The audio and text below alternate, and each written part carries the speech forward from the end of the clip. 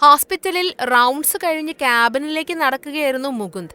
ന്യൂറോവിംഗ് കോറിഡോറിൽ എത്തിയപ്പോൾ assistant doctor പ്രിയ എതിരെ വരുന്നത് കണ്ട് മുകുന്ദ് കൈയുയർത്തി വിഷ് ചെയ്തു. എന്നാൽ പ്രിയയുടെ ചിരിക്ക് അത്ര തിളക്കമില്ലായിരുന്നു. അവർ മുകുന്ദിനടുത്തേക്കെത്തി കയ്യിലിരുന്ന ഫോൺ നീട്ടി. മുകുന്ദ് അത് വാങ്ങി തുറന്നു നോക്കി. അവന്റെ കണ്ണിൽ ഇരുട്ട് കയറി. മെഡിക്കൽ ബോർഡ് സെഷൻ കഴിഞ്ഞ് കാര്യങ്ങളെല്ലാം സെറ്റിലായിട്ടുണ്ടാകും എന്ന പ്രതീക്ഷയിലായിരുന്നു മുകുന്ദ്. എന്നാൽ ഒന്നും കഴിഞ്ഞിട്ടില്ല. അതൊരു തുടക്കം മാത്രമായിരുന്നുവെന്ന് ആ നിമിഷത്തിൽ അവന് ബോധ്യമായി. പ്രശ്നങ്ങളുടെ പുതിയ അധ്യായം അതാണ് അവന്റെ കയ്യിലിരിക്കുന്നത്. ഡോക്ടറെ അന്വേഷിച്ച് നടക്കുകയായിരുന്നു ഞാൻ. നമുക്ക് ക്യാബിനിലേക്ക് ഇരുന്നാലോ? പ്രിയയുടെ ചോദ്യത്തിന് തല കുലുക്കി അവൻ അകത്തേക്ക് കടന്നു. മുകുന്ദ്, ഇത് ഞാൻ ആക്സിഡന്റലി കണ്ടതാ. അപ്പത്തന്നെ ഫോട്ടോ എടുത്തു. വീണ്ടും മാൽപ്രാക്ടീസ് കംപ്ലൈന്റാ. സർജറിക്കിടെ ഉണ്ടായ അശ്രദ്ധ കൊണ്ട് അവർക്ക് കുറേയധികം കോംപ്ലിക്കേഷൻ ഉണ്ടായി എന്ന് പറഞ്ഞ് മുകുന്ദിന്റെ പഴയൊരു പേഷ്യന്റാ പരാതി കൊടുത്തിരിക്കുന്നത്. ഏത് സങ്കീർണമായ കേസും വളരെ അനായാസമായി കൈകാര്യം ചെയ്യുന്ന മുകുന്ദിനോട് പ്രിയയ്ക്ക് എന്നും സ്നേഹവും ബഹുമാനവും മാത്രമേ തോന്നിയിട്ടുള്ളൂ. ഇത്തരം പിഴവുകൾ മുകുന്ദ് വരുത്താനിടയില്ലെന്ന് പ്രിയയ്ക്കറിയാം. അതിനാലാണ് പരാതി വന്നു എന്നറിഞ്ഞപ്പോൾ തന്നെ അവൾ അതറിയിക്കാനായി മുകുന്ദിനടുത്തേക്കെത്തിയത്. This is insane. 100 കണക്കിന് സർജറികൾ ഒരു കോംപ്ലിക്കേഷനും ഇല്ലാതെ ഞാൻ ചെയ്തിട്ടുണ്ട്. എന്നിട്ട് ഇപ്പെന്താ ഇങ്ങനെ വരുന്നത്? ആരിതിന്റെയൊക്കെ പിന്നില്? അതിലധികം ഒന്നും ഡീറ്റെയിൽസ് ഇല്ല. പക്ഷേ ഇതിൽ അന്വേഷണം വേണമെന്ന് പറഞ്ഞ് ബോർഡിന് മുന്നിൽ വലിയ സമ്മർദ്ദമുണ്ട്. ആരാണ് സമ്മർദ്ദപ്പെടുത്തുന്നതെന്ന് പിടിയില്ല. ആരോ തനിക്കായി വല വിരിച്ചിരിക്കുകയാണെന്ന് മുകുന്ദിന് മനസ്സിലായി. അപകടകരമായ ഒരു കളിയിൽ അകപ്പെട്ടിരിക്കുകയാണ് താൻ. തെറ്റായൊരു നീക്കം മതി അത്ര കാലമുണ്ടാക്കിയതെല്ലാം ഒരു നിമിഷത്തിൽ ഇല്ലാതാവാൻ.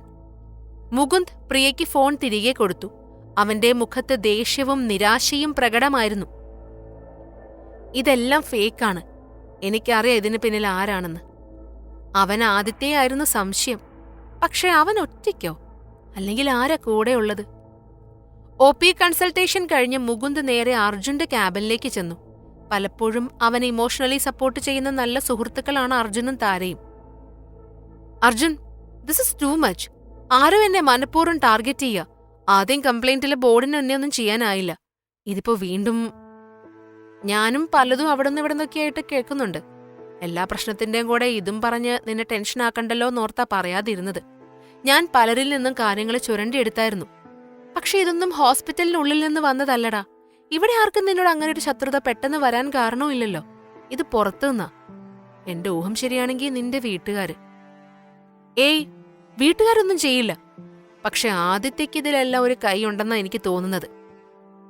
മുകുന്ദേ, നീ എന്നും അങ്ങേയറ്റം അനുസരണയുള്ള കുട്ടിയായിരുന്നു. എല്ലാവരോടും സ്നേഹവും വിശ്വാസവുമാണ്. അതിനപ്പുറത്തേക്കൊന്നും ചിന്തിക്കാറുമില്ല. പക്ഷെ ഇനിയെങ്കിലും നീ ഒന്ന് കണ്ണു തുറന്നു നോക്കണം. ആദിത്യയുടെ കാര്യം, അവൻ സ്വന്തം ലാഭത്തിനു വേണ്ടി ഏത് ഭാഗത്ത് വേണമെങ്കിലും നിന്ന് കളിക്കും. പക്ഷെ എന്റെ സംശയം നിന്റെ അമ്മയാ. അവര് നീ കരുതുന്ന അത്ര ഇന്നസെന്റ് ആണെന്ന് എനിക്ക് തോന്നുന്നില്ല. ഏയ്, നീ എന്താ പറയുന്നത്? അമ്മ എന്തിനാ എന്നെ ഇല്ലാതാക്കാൻ നോക്കുന്നേ? കാര്യം വഴക്കിടും, എപ്പോഴും അധികാരം കാണിച്ചുകൊണ്ടിരിക്കുന്നല്ലാതെ എന്നെ ഉപദ്രവിക്കാനൊന്നും അമ്മയ്ക്ക് പറ്റില്ലടാ. ഞാനത് വിശ്വസിക്കില്ല. മുകുന്ദേ, നീ അമ്മ അന്ന് ഹോസ്പിറ്റലിൽ വന്ന് നിനക്ക് അവസാന വാർണിംഗ് തന്നത് ഓർക്കുന്നുണ്ടോ? അന്ന് ബോർഡ് മെമ്പർമാരിൽ 1-2 പേരെ അവര് കണ്ടിരുന്നു. അത് ഞാൻ ശ്രദ്ധിച്ചതാ. 2 മണിക്കൂറിലധികം അവർ ഹോസ്പിറ്റലിലുണ്ടായിരുന്നു. അത് കേട്ട് മുകുന്ദ് ഞെട്ടി അർജുനെ നോക്കി. അവന്റെ കണ്ണിൽ അവിശ്വാസത നിറഞ്ഞു നിന്നു. ടേബിളിന്റെ ഒരു മൂലയിൽ പിടിച്ചുനിന്ന അവന്റെ കൈകൾ വിറച്ചു. താൻ ഏറ്റവും അധികം വിശ്വസിച്ചിരുന്ന, സ്നേഹിച്ചിരുന്നവരാണോ ശരിക്കും തന്റെ ശത്രുക്കൾ? അർജുന്റെ വാക്കുകളുടെ ഭാരം അവന് താങ്ങാനാവുന്നുണ്ടായിരുന്നില്ല. നോവൽ ലീക്കിനെക്കുറിച്ച് അന്വേഷിക്കുന്ന തിരക്കിലായിരുന്നു മഞ്ജരി. കഴിഞ്ഞ കുറച്ചു ദിവസങ്ങളായി അവളും കൂട്ടുകാരി അഞ്ജനയും അതിന് പിന്നാലെയാണ്. അഞ്ജന ഒരു ചാനലിലെ സീനിയർ റിപ്പോർട്ടറാണ്. ആ വഴിക്ക് പോലീസിലും സൈബർ ക്രൈം ഓഫീസിലും ഒക്കെയുള്ള ബന്ധം ഉപയോഗിച്ചുകൂടിയാണ് അന്വേഷണം. ചാനൽ ബന്ധങ്ങൾ ഉപയോഗിച്ച് മീഡിയയ്ക്ക് ആരാണ് വിവരങ്ങൾ കൊടുക്കുന്നതെന്ന കാര്യം അഞ്ജന വേറെ വഴിക്കും അന്വേഷിച്ചു. വ്യക്തമായ തെളിവുകൾ ലഭിച്ചില്ലെങ്കിലും ഏറ്റവും ഒടുവിൽ എല്ലാ വിവരങ്ങളും അടുക്കി വച്ചപ്പോൾ മഞ്ജരിക്കും അഞ്ജനയ്ക്കും ഒരു കാര്യം മനസ്സിലായി. ലേഖയും ആദിത്യനും ഇവർക്കിതിലെന്തോ വ്യക്തമായ പങ്കുണ്ട്.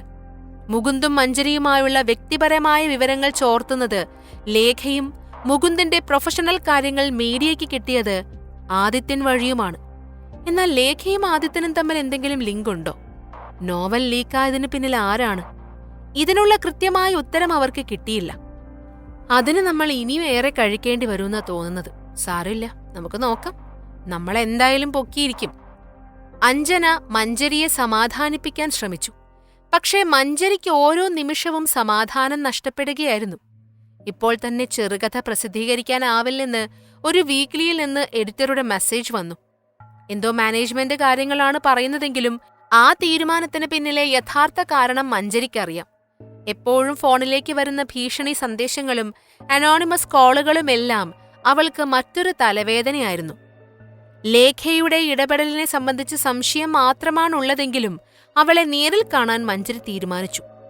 തിരക്ക് കുറഞ്ഞൊരു കഫേയിൽ കാണാമെന്ന് ലേഖ സമ്മതിച്ചു. വൈകിട്ട് 5:30 കഴിഞ്ഞപ്പോൾ അഞ്ജനയെ ഓഫീസിൽ ഡ്രോപ്പ് ചെയ്ത് മഞ്ജരി ലേഖയെ കാണാനായി എത്തി. കഫേയിൽ കസേരയിൽ ചാരിയിരിക്കുന്ന ലേഖയെ മഞ്ജരി കണ്ടു. അവളുടെ മുഖത്ത് കണ്ട സന്തോഷം മഞ്ജരിയിൽ അസ്വസ്ഥതയുണ്ടാക്കി. അവൾ ലേഖയുടെ എതിർവശത്തായിരുന്നു. ചേച്ചിയാണ് മീഡിയയ്ക്ക് ഇൻഫർമേഷൻ പാസ് ചെയ്യുന്നതല്ലേ? മുഖവുരയൊന്നുമില്ലാതെ മഞ്ജരി തുറന്നു ചോദിച്ചു. ലേഖ മുഖം കോട്ടി പുച്ഛഭാവത്തോടെ ചിരിച്ചു. എന്ത് ചെയ്താലും ഞാൻ കഷ്ടപ്പെട്ടുണ്ടാക്കിയ സോഷ്യൽ സ്റ്റാറ്റസ്, എന്റെ കരിയർ, അത് നഷ്ടപ്പെടുത്താൻ ഞാൻ ആരെയും സമ്മതിക്കില്ല. ഇനി എന്ത് നഷ്ടപ്പെടാൻ? നഷ്ടപ്പെട്ടു എന്ന് തോന്നുന്നതാ ചേച്ചി. എല്ലാത്തിനും ഒരു തിരിച്ചുവരവും ഉണ്ടാകും. ആത്മവിശ്വാസം നല്ലതാ. ഇത്രകാലം ലൈംലൈറ്റിൽ നിന്ന് സുഖിച്ചില്ലേ? ഇനി എന്റെ ടേണാ. ചേച്ചിക്ക് എന്താ വേണ്ടത്? നീ അറിയാത്ത ഒരുപാട് കാര്യങ്ങളുണ്ട് ഇനിയും. നമ്മുടെ അമ്മയെ വേദനിപ്പിച്ച, നമ്മുടെ കുടുംബം തകർത്ത ഒരാളുടെ വീട്ടിലേക്ക് നീ പോവുന്നത് ഞാൻ കയ്യും കെട്ടി നോക്കി നിൽക്കൂന്ന് കരുതണ്ട. അതൊക്കെ ഉള്ളതാണോന്ന് ആർക്കറിയാൻ ചേച്ചി? നീ വിശ്വസിക്കണ്ട. വിശ്വസിക്കാതിരിക്കുന്നിടത്തോളം നിന്റെ കയ്യിന്ന് ഓരോന്നോരോന്നായി നഷ്ടപ്പെടും. എന്നെ ഇല്ലാതാക്കാൻ ഞാൻ സമ്മതിക്കില്ല ചേച്ചി. എനിക്ക് ചെയ്യാൻ പറ്റുന്നതെല്ലാം ഞാനും ചെയ്യും. നോക്കിക്കോ, ചേച്ചിയോ അല്ലെങ്കിൽ മറ്റാരെങ്കിലുമോ ചെയ്തതിനൊക്കെ എണ്ണം പറഞ്ഞു തിരിച്ചു കിട്ടും. മഞ്ജരി പറഞ്ഞുകൊണ്ട് എഴുന്നേറ്റു. ലേഖയുടെ മുഖത്ത് പൈശാചികമായ ഒരു ചിരി വിടർന്നു. ആ സമയം എസ്റ്റേറ്റ് ബംഗ്ലാവിൽ കാര്യമായ ചർച്ചയിലായിരുന്നു മാധവിയും ആദിത്യനും. കയ്യിൽ കുറെ ഡോക്യുമെന്റുകൾ. അതെല്ലാം പരിശോധിച്ച് എന്തൊക്കെയോ കണക്കുകൂട്ടലുകൾ നടത്തുകയാണ് മാധവി. ആദിത്യൻ അവർക്കുള്ള ചായയുമായി വന്നു. മക്കളുടെ ജീവിതം വെച്ചുള്ള ചെസ് കളിയിലാണല്ലേ മാഡം? ആദിത്യൻ കളിയാക്കി ചോദിച്ചു. മാധവിയിൽ ഒരു ഭാവമാറ്റവും ഉണ്ടായില്ല. വെറുതെ മണ്ടത്തരം പറയാതെടാ. ഇത് വെറും കളിയല്ല, സർവൈവലാണ്. നമ്മൾ വർഷങ്ങളെടുത്ത് കെട്ടിപ്പൊക്കിയതെല്ലാം, കഷ്ടപ്പെട്ട് നേടിയ അന്തസ്സും അഭിമാനവും സ്റ്റാറ്റസും ഒന്നും അവന്റെ ആദർശം പറച്ചിലിന് വേണ്ടി അങ്ങനെ വെറുതെ കളഞ്ഞു കുളിക്കാൻ പറ്റില്ല. അത് നീ ആയാലും അവനായാലും ഞാനിത് തന്നെ ചെയ്യും. ചായ വിക്കി കയറി ആദിത്യൻ ചുമച്ചു. ഹാ, അതർ പറച്ചിൽ. You mean his integrity? പണവും സ്വാധീനവും അല്ലാതെ അമ്മയുൾപ്പെടെ വില കൊടുക്കുന്ന ഇന്റഗ്രിറ്റി. ഏട്ടന്റെ ഇന്റഗ്രിറ്റിയാണ് അമ്മ നശിപ്പിക്കുന്നത്. മാധവിയുടെ കണ്ണിൽ അസ്വസ്ഥത പടർന്നു. അവരാദിത്യനെ തറപ്പിച്ചു നോക്കി. എനിക്ക് കുടുംബത്തിന്റെ അന്തസ് തന്നെയാ വലുത്. അല്ലാതെ അച്ഛൻ ഇട്ടിട്ട് പോയ 4 അണയ്ക്ക് വകയില്ലാത്ത ഒരു പെറുക്കി കുടുംബത്തിൽ നിന്നുള്ള പെണ്ണിനെ പ്രേമിക്കുമ്പോ അവൻ ഓർക്കണമായിരുന്നു. നമ്മുടെ വീടിന് ചീത്തപ്പേരുണ്ടാകാൻ ഇനി അധിക സമയമൊന്നും വേണ്ട. ദുരഭിമാന കൊലയാണ് നാട്ടിൽ നടക്കുന്നത്. അവളെ ഇല്ലാതാക്കാൻ എനിക്കൊരു ഫോൺ കോൾ മതി. പക്ഷെ അതൊന്നും ഞാൻ ചെയ്യുന്നില്ലല്ലോ. മാധവിയുടെ മുഖഭാവം കണ്ട് ആദിത്യന് തന്നെ ഉൾക്കിടിലമുണ്ടായി. സോ അമ്മയുടെ പ്ലാൻ എന്താ? അവര് നമ്മളെ തകർക്കുന്നതിന് മുന്നേ അവരെ നമ്മൾ തകർക്കണം അല്ലേ? നോ ആദി. ആദ്യം ഞാൻ അവന് തീരുമാനിക്കാനുള്ള ടൈം കൊടുക്കും. എന്ത് വേണമെന്ന് ചൂസ് ചെയ്യാനുള്ള ടൈം. അത് കഴിഞ്ഞും അവൻ ആ പെണ്ണിനൊപ്പം നിന്നാ ഞാൻ ഓരോന്നോരോന്നായി അവന്റെ കയ്യിൽ നിന്നും പറിച്ചു മാറ്റും. കരിയർ, ക്രെഡിബിലിറ്റി, കുടുംബം പോലും. അത് കേട്ടപ്പോൾ ആദിത്യയുടെ മുഖത്ത് ഗൂഢമായ ചിരി പ്രത്യക്ഷപ്പെട്ടു. ഹാളിൽ നിന്ന് നടന്നു നീങ്ങുമ്പോൾ ആദിത്യൻ മാധവിയെ ഒന്നുകൂടി നോക്കി. What A planning. എന്നിട്ട് മുകുന്ദ് എന്തിനാണ് അമ്മയെ നിഷേധിക്കുന്നതെന്നാണ് അമ്മ ഇപ്പോഴും ചിന്തിക്കുന്നതല്ലേ? കൊള്ളാം. ചതി എന്താണെന്ന് ഇവിടെന്ന് പഠിക്കണം. എനിവേ, ഗുഡ് ലക്ക് അമ്മ. ഭാഗ്യം. അത് നിങ്ങൾക്ക് വളരെ ആവശ്യമായി വരും. ആദിത്യൻ മനസ്സിൽ പറഞ്ഞുകൊണ്ട് നടന്നു നീങ്ങി. മഞ്ജരിയും അർജുനും അമ്മയെക്കുറിച്ച് പറഞ്ഞ കാര്യങ്ങൾ മുകുന്ദിന്റെ മനസ്സിലൂടെ പലവട്ടം പാഞ്ഞു. പക്ഷെ അതെല്ലാം വിശ്വസിക്കാതിരിക്കാനാണ് അവൻ ശ്രമിച്ചത്. പക്ഷേ മുകുന്ദനെ കാത്തിരുന്നത് മറ്റൊന്നായിരുന്നു. ബാൽക്കണിയിൽ നിൽക്കുമ്പോഴാണ് അകത്തുനിന്ന് ഫോൺ ബെല്ലടിക്കുന്ന ശബ്ദം അവൻ കേട്ടത്. സ്ക്രീനിൽ അർജുന്റെ പേര് കണ്ടതും അവൻ ചാടിയെടുത്തു. അർജുൻ, എടാ, ഞാൻ പറയുന്നത് നീ ക്ഷമയോടെ കേൾക്കണം. എനിക്കുള്ള അത്യാവശ്യം സോഴ്സ് ഉപയോഗിച്ച് ഞാൻ കുറച്ചുകൂടെ ഡീപ്പായിട്ട് ഒരു അന്വേഷണം നടത്തി. നിനക്കെതിരെയുള്ള കേസുകളിലും മഞ്ജരിയുടെ ബുക്കിന്റെ കാര്യവുമെല്ലാം ഒരു പോയിന്റിൽ നിന്നാ സംഭവിച്ചിരിക്കുന്നത്. ആ പോയിന്റ് മാധവി ആന്റിയാണ്. മുകുന്ദ് ശരിക്കും തരിച്ചു നിന്നുപോയി. അത് നമ്മുടെ സംശയം കൂടി ആയിരിക്കുമെടാ. അങ്ങനെ വരാനിടയില്ല, മുകുന്ദ് അർജുനോട് പറഞ്ഞു. അവന്റെ ശബ്ദത്തിലെ വിറയൽ പ്രകടമായിരുന്നു. അല്ലടാ, ആന്റിയാ എല്ലാം സെറ്റ് ചെയ്തിരിക്കുന്നത്. പ്ലാനിങ്ങും എക്സിക്യൂഷനും എല്ലാം. ബാക്കിയുള്ളവരൊക്കെ അതിന്റെ പാർട്ട് മാത്രമാ. നിനക്കെതിരെയുള്ള complaints, media leaks, even medical board നിനക്കെതിരെ തിരിഞ്ഞതിൽ പോലും ആന്റിയുടെ ഇടപെടല. അവരുടെ പവർ പ്ലേയിലാണ് നീയും മഞ്ജരിയും എല്ലാം പെട്ടുപോയത്. മുകുന്ദ് അറിയാതെ തൊട്ടടുത്തിരിക്കുന്ന സോഫയിലേക്ക് തളർന്നിരുന്നു. അപ്പൊ നീ പറയുന്നത് അമ്മയോ? അമ്മ എന്തിനാ അത് ചെയ്യുന്നത്? നീ എങ്ങനെ ഇത് ഉറപ്പിച്ചു പറയുന്നേ? അവൻ ആകെ തളർന്ന ശബ്ദത്തിൽ ചോദിച്ചു. അവന്റെ അവസ്ഥ മനസ്സിലാക്കിയ അർജുൻ മുകുന്ദിനെ സമാധാനിപ്പിക്കാൻ ശ്രമിച്ചു. എന്നിട്ട് തുടർന്നു. മോട്ടീവ് ഇനിയും നമുക്കറിയില്ല. പക്ഷെ മെഡിക്കൽ ബോർഡിന് കോൺഫിഡൻഷ്യലായി അയച്ച 3 മെയിലുകൾ ഞാൻ രഹസ്യമായിട്ട് തപ്പിയെടുത്തു. അതിൽ തന്നെ എല്ലാം ക്ലിയറാണ്. പിന്നെ ആ അൺനോൺ കംപ്ലയിന്റ്, അതിൽ പറഞ്ഞ ഡേറ്റുകൾ വെച്ച് ഞാൻ പേഷ്യന്റിനെ കോൺടാക്ട് ചെയ്തിരുന്നു. അവരൊന്നും തുറന്നു പറയുന്നില്ല. പക്ഷെ ഞാൻ എനിക്ക് പരിചയമുള്ള പോലീസുകാർ വഴി ഒരു അന്വേഷണം നടത്തി. 2 പേരുടെയും ബാങ്ക് അക്കൗണ്ടിലേക്ക് കഴിഞ്ഞ 2 ആഴ്ചക്കിടെ 2 ലക്ഷം രൂപ വന്നിട്ടുണ്ട്. അത് പോയിരിക്കുന്നത് നിന്റെ അക്കൗണ്ടിൽ നിന്ന് തന്നെയാ. എന്റെ അക്കൗണ്ടോ? നീ സ്ഥിരം ഉപയോഗിക്കുന്ന അക്കൗണ്ട് അല്ല, ബിസിനസ് ആവശ്യങ്ങൾക്കുള്ള അക്കൗണ്ടില്ലേ? അത് അമ്മയുടെ നിയന്ത്രണത്തിലും കൂടിയാണല്ലോ. ബാങ്കുമായി മാധവി ആന്റിക്കുള്ള ബന്ധം വെച്ച് അതൊക്കെ നടക്കും. മഞ്ജരിയുടെ കാര്യത്തിൽ ആന്റി അതെങ്ങനെയാണ് നടത്തിയതെന്നറിയില്ല.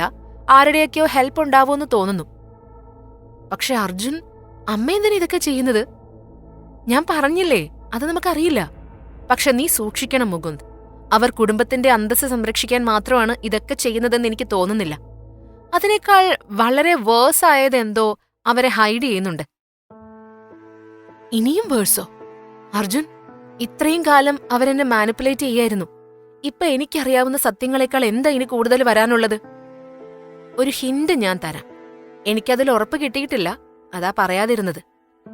നിന്റെ അച്ഛൻ അതുമായിട്ട് കണക്റ്റായ എന്തോ ആണ്. അങ്ങനെയാ ഞാൻ ചില പത്രക്കാരിൽ നിന്ന് അറിഞ്ഞത്. ശരിയടാ, എന്തായാലും നീ ഒന്ന് കരുതിയിരിക്കെ. നമുക്ക് നേരിട്ട് കാണാം. മഞ്ജരിയോടും എല്ലാം പറയുന്നതാണ് നല്ലത്. വേണമെങ്കിൽ ഞാനും കൂടെ വരാം. മറുപടി പറയാൻ പോലും പ്രാപ്തനല്ലായിരുന്നു മുകുന്ദ്. അവൻ പൂർണ്ണമായും തളർന്നു പോയിരുന്നു. കണ്ണുകൾ നിറഞ്ഞു തുളുമ്പി.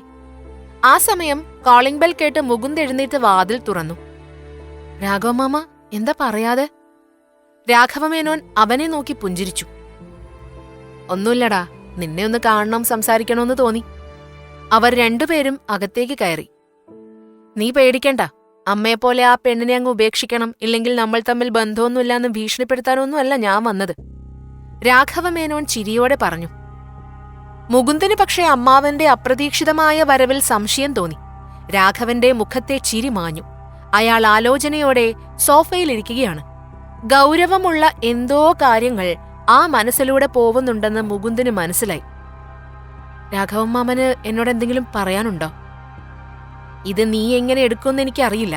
പക്ഷേ അമ്മയെ നീ കുറ്റക്കാരിയായിട്ട് കാണരുത്.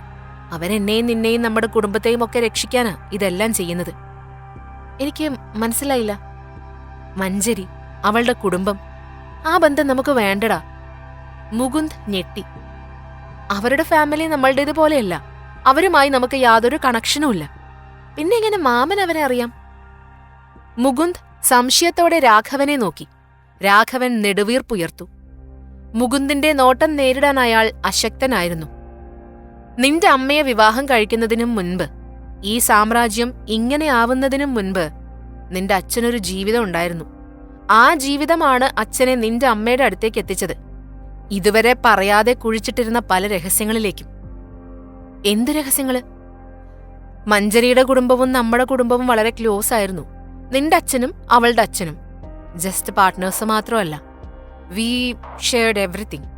അത്രയും ആഴത്തിലുള്ള ബന്ധമായിരുന്നു. പക്ഷെ കാര്യങ്ങളെല്ലാം വേറെ വഴിക്കായി. എല്ലാം തകർന്നു. ഇനി മേലിൽ അക്കാര്യങ്ങളെക്കുറിച്ച് സംസാരിക്കുക പോലും ചെയ്യില്ലെന്ന് ഞാനും നിന്റെ അമ്മയും തീരുമാനിച്ചിരുന്നു.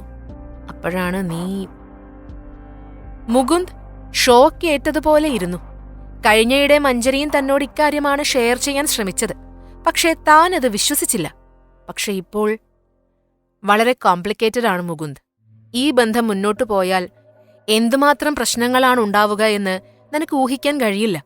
നിനക്ക് മാത്രമല്ല, അത് നമ്മളെല്ലാവരെയും ബാധിക്കും. നമ്മൾ കഷ്ടപ്പെട്ടുണ്ടാക്കിയ നമ്മുടെ ലോകത്തെ ബാധിക്കും. മുകുന്ദ് അതിന് മറുപടി പറഞ്ഞില്ല. അവനാകെ തളർന്നിരുന്നു. കുറേ ദിവസങ്ങളായി കാണുന്നതും കേൾക്കുന്നതും ഒന്നും അവൻ ഉൾക്കൊള്ളാൻ പോലും കഴിയാത്ത കാര്യങ്ങളായിരുന്നു. മഞ്ജരി മാർക്കറ്റിൽ നിന്ന് സാധനങ്ങൾ വാങ്ങി തിരിച്ചു വരുമ്പോഴാണ് അഞ്ജനയുടെ മെസ്സേജ് വരുന്നത്. അവളത് ഉച്ചത്തിൽ വായിച്ചു.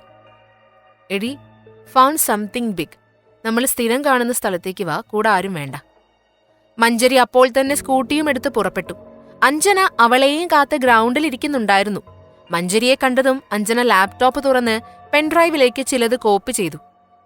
എന്താടി, എന്താ കിട്ടിയത്? നിന്റെ അച്ഛന്റെ ഡൗൺഫോൾ. അത് സ്വാഭാവികമായിരുന്നില്ല. അത് മുകുന്ദിന്റെ ഫാമിലി ഓർക്കസ്ട്രേറ്റ് ചെയ്തതാ. മഞ്ജരിയുടെ ഹൃദയമിടിപ്പ് കൂടി. അവൾക്ക് വല്ലാത്ത വിങ്ങൽ അനുഭവപ്പെട്ടു. കൈ വിറച്ചുകൊണ്ട് അവൾ അഞ്ജന നീട്ടിയ പെൻഡ്രൈവ് വാങ്ങി. നിന്റെ അച്ഛനും മുകുന്ദിന്റെ അച്ഛനും വളരെ ക്ലോസ് ആയിരുന്നു. പക്ഷെ പിന്നീട് ട്വിസ്റ്റുകൾ വന്നു. കുറെ ഡീറ്റെയിൽസ് ഇതിലുണ്ട്. പഴയൊരു സായാഹ്ന പത്രക്കാരന്റെ കയ്യിൽ നിന്നാ പൊക്കിയത്. പക്ഷെ ഇനിയും കുറെ നമുക്ക് പോവാനുണ്ട്. ഓരോ ഉത്തരം കണ്ടുപിടിക്കുമ്പോഴും കൂടുതൽ ചോദ്യങ്ങളാണല്ലോ ഉയരുന്നതെന്ന് മഞ്ജരി ഓർത്തു. മാധവം ഗ്രൂപ്പ് ഓഫ് എന്റർപ്രൈസസിന്റെ ഹെഡ് ഓഫീസ്. മാധവിയുടെ ക്യാബിനിലേക്ക് മുകുന്ദ് കയറി ചെന്നു. മാധവി അവനെ നോക്കി. എന്നിട്ട് ശാന്തയായി പറഞ്ഞു, നീ എന്താ പറയാൻ വരുന്നേന്ന് എനിക്കറിയാം. രാഘവേട്ടൻ സംസാരിച്ചല്ലേ? വേണ്ടാന്ന് ഞാൻ പറഞ്ഞതാ. ഇതെല്ലാം അറിഞ്ഞിട്ടും അമ്മ എന്താ പറയാതിരുന്നത്? ഓഫ് കോഴ്സ് എനിക്കറിയാം. അതല്ലേ ആദ്യം മുതൽ നിന്നോട് ആ ബന്ധം വേണ്ടെന്ന് ഞാൻ പറഞ്ഞുകൊണ്ടിരുന്നത്. അവള് നിന്റെ ജീവിതത്തിലൊരു ഡിസ്ട്രാക്ഷനും കോംപ്ലിക്കേഷനും ആണ് മുകുന്ദ്. അത് നീ മനസ്സിലാക്കണം. ആ ഡിസ്ട്രാക്ഷൻ ഒഴിവാക്കാനായിരിക്കും അമ്മ ഇതെല്ലാം ചെയ്തത്, അല്ലേ? ഞാൻ സ്നേഹിക്കുന്ന പെൺകുട്ടിയായി അമ്മയ്ക്ക് അവളെ കാണാൻ പറ്റാത്തത് എന്താ? നിങ്ങൾ വീട്ടുകാർ തമ്മിൽ എന്ത് പ്രശ്നങ്ങളുണ്ടെങ്കിലും അതിന് ഞങ്ങൾ എന്ത് ചെയ്യാനാ? എനിക്കൊന്നും പറയാനില്ല മുകുന്ദ്. നീ അനുഭവിക്കാൻ പോകുന്നതിന്റെ എല്ലാം ഉത്തരവാദിത്തം നിനക്ക് തന്നെ ആയിരിക്കും. സ്വയം വരുത്തിവെച്ചതാണെന്ന് സമാധാനിച്ചോണം. വാണിംഗ് ആയിരിക്കും, അല്ലേ? മുകുന്ദ്, ഇതിൽ ശരി തെറ്റൊന്നുമില്ല.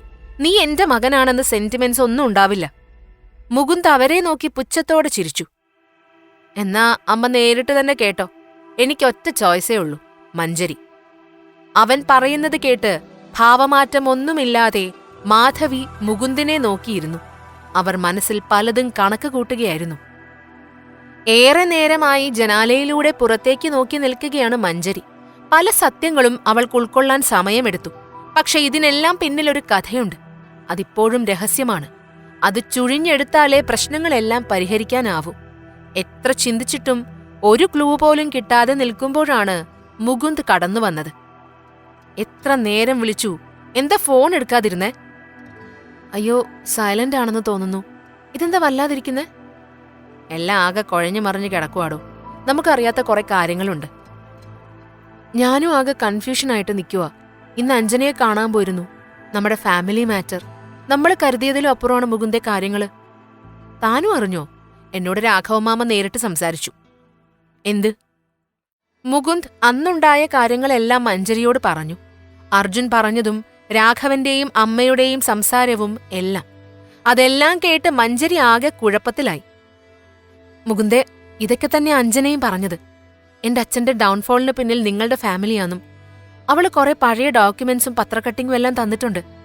പക്ഷെ ഇപ്പൊ നമ്മൾ അറിഞ്ഞതിലും വലുതാ പ്രശ്നങ്ങളെന്നാ എനിക്ക് തോന്നുന്നത്.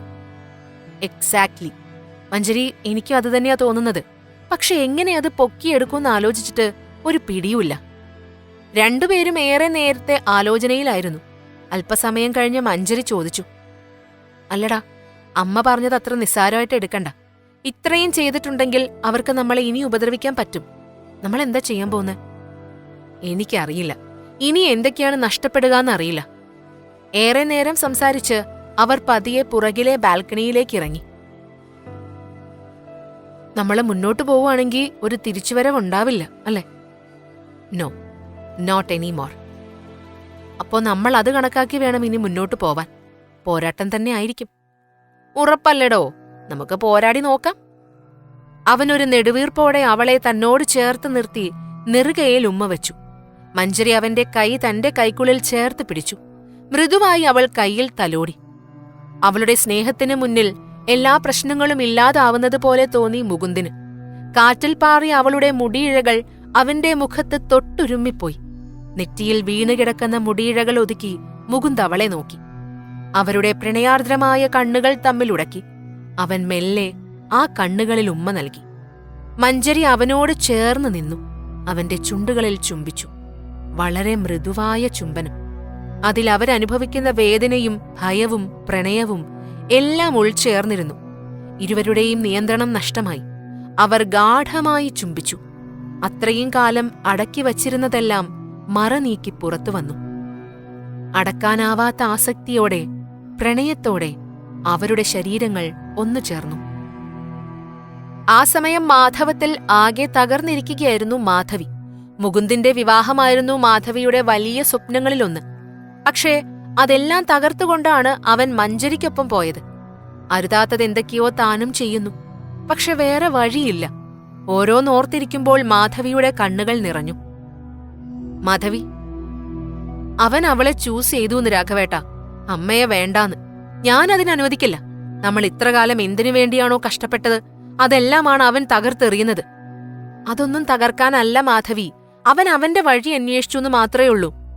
അപ്പൊ ഈ കുടുംബത്തിന്റെ കാര്യോ? അതെല്ലാം തീരും. മുകുന്ദിനെ നമുക്ക് നഷ്ടമായി കഴിഞ്ഞു മാധവി. അതിൽ നിനക്കും പങ്കുണ്ട്. പക്ഷേ ഞാൻ നിന്നെ അതിൽ കുറ്റപ്പെടുത്തില്ല. പക്ഷെ ഹീ മെയ്ഡ് ഹിസ് ചോയ്സ്. നമ്മൾ എന്ത് ചെയ്തു എന്ന് പറഞ്ഞാലും അവനെ തിരിച്ചു കൊണ്ടുവരാൻ പറ്റില്ല. നമ്മൾ അവന്റെ തീരുമാനത്തെ റെസ്പെക്ട് ചെയ്ത് അത് ഉൾക്കൊള്ളുകയാണ് വേണ്ടത്. മാധവി അയാളെ തറപ്പിച്ചു നോക്കി. ഞാനത് അംഗീകരിക്കില്ല. നെവർ. രാഘവൻ പിന്നീടൊന്നും സംസാരിച്ചില്ല. അയാൾ നെടുവീർപ്പോടെ തലയാട്ടിക്കൊണ്ട് മുറിയിലേക്ക് നടന്നു. പിറ്റേന്ന് ഫോൺ സ്ക്രോൾ ചെയ്തുകൊണ്ട് കൗച്ചിൽ കിടക്കുകയായിരുന്നു മഞ്ജരി. ഫോണിലാണ് നോട്ടമെങ്കിലും അവളുടെ മനസ്സ് മറ്റെവിടെയോ ആയിരുന്നു. മുകുന്ദ്, ഇനിയുള്ള അവരുടെ ജീവിതം, അങ്ങനെ ഓരോന്ന് അവളുടെ ചിന്തകളിലൂടെ പോയി. പെട്ടെന്ന് ഫോൺ റിങ് ചെയ്തു. അത് മുകുന്ദായിരുന്നു. ചെറുചിരിയോടെ അവൾ ഫോൺ എടുത്തു. ഹേയ്, കല്യാണം കഴിഞ്ഞാ നീ എന്റെ വീട്ടിൽ നിൽക്കുവോ അതോ ഞാൻ നിന്റെ വീട്ടിൽ നിൽക്കണോ? മുകുന്ദിനെന്താ വട്ടായോ? ഇതെന്താ ഇന്ന് പേഷ്യൻസ് ഒന്നുമില്ലേ? ഒരു സർജറി കഴിഞ്ഞു. ഇനി ഉച്ച കഴിഞ്ഞേ ഉള്ളൂ OP. എന്നാ പിന്നെ എന്റെ പൂച്ചക്കുഞ്ഞിനെ വിളിച്ചു കളയാന്ന് കരുതി. മഞ്ജരിക്ക് ചിരി അടക്കാനായില്ല. ദേ റൊമാൻസ്. പടച്ചോനെ, നിങ്ങളെ കാത്തോളി. പുറത്തുള്ളവര് കണ്ട കടിച്ചു കീറാൻ നിൽക്കുന്ന പുലിയാണെന്ന് തോന്നും. ഇച്ചിരി ഇല്ലാത്ത പൂച്ചക്കുഞ്ഞാണെന്ന് എനിക്ക് മാത്രല്ലേ അറിയുള്ളൂ. ഐസ് വെച്ചത് പോതും. നേരടിയ കാര്യത്തിക്ക് വാങ്ങ തങ്കം. കാര്യമൊന്നുമില്ലടോ. I mean nothing new. ആദ്യം വന്നിരുന്നു ഹോസ്പിറ്റലില്. നീ എന്തോ കുറച്ചു കഴിയുമ്പോ എന്നെ കളഞ്ഞിട്ട് പോകും, പൈസ കണ്ട് നിൽക്കുവാണെന്നൊക്കെ പറഞ്ഞിട്ട് പോയി. സ്ഥിരം പല്ലവി തന്നെ. അമ്മ പിന്നെ വിളിച്ചിട്ടില്ല. എന്ത് ചെയ്യും? Don't know, but I can't lose you. ഇനി ഒട്ടും പറ്റില്ല. മഞ്ജരി ഒരു നിമിഷം നിശബ്ദയായി.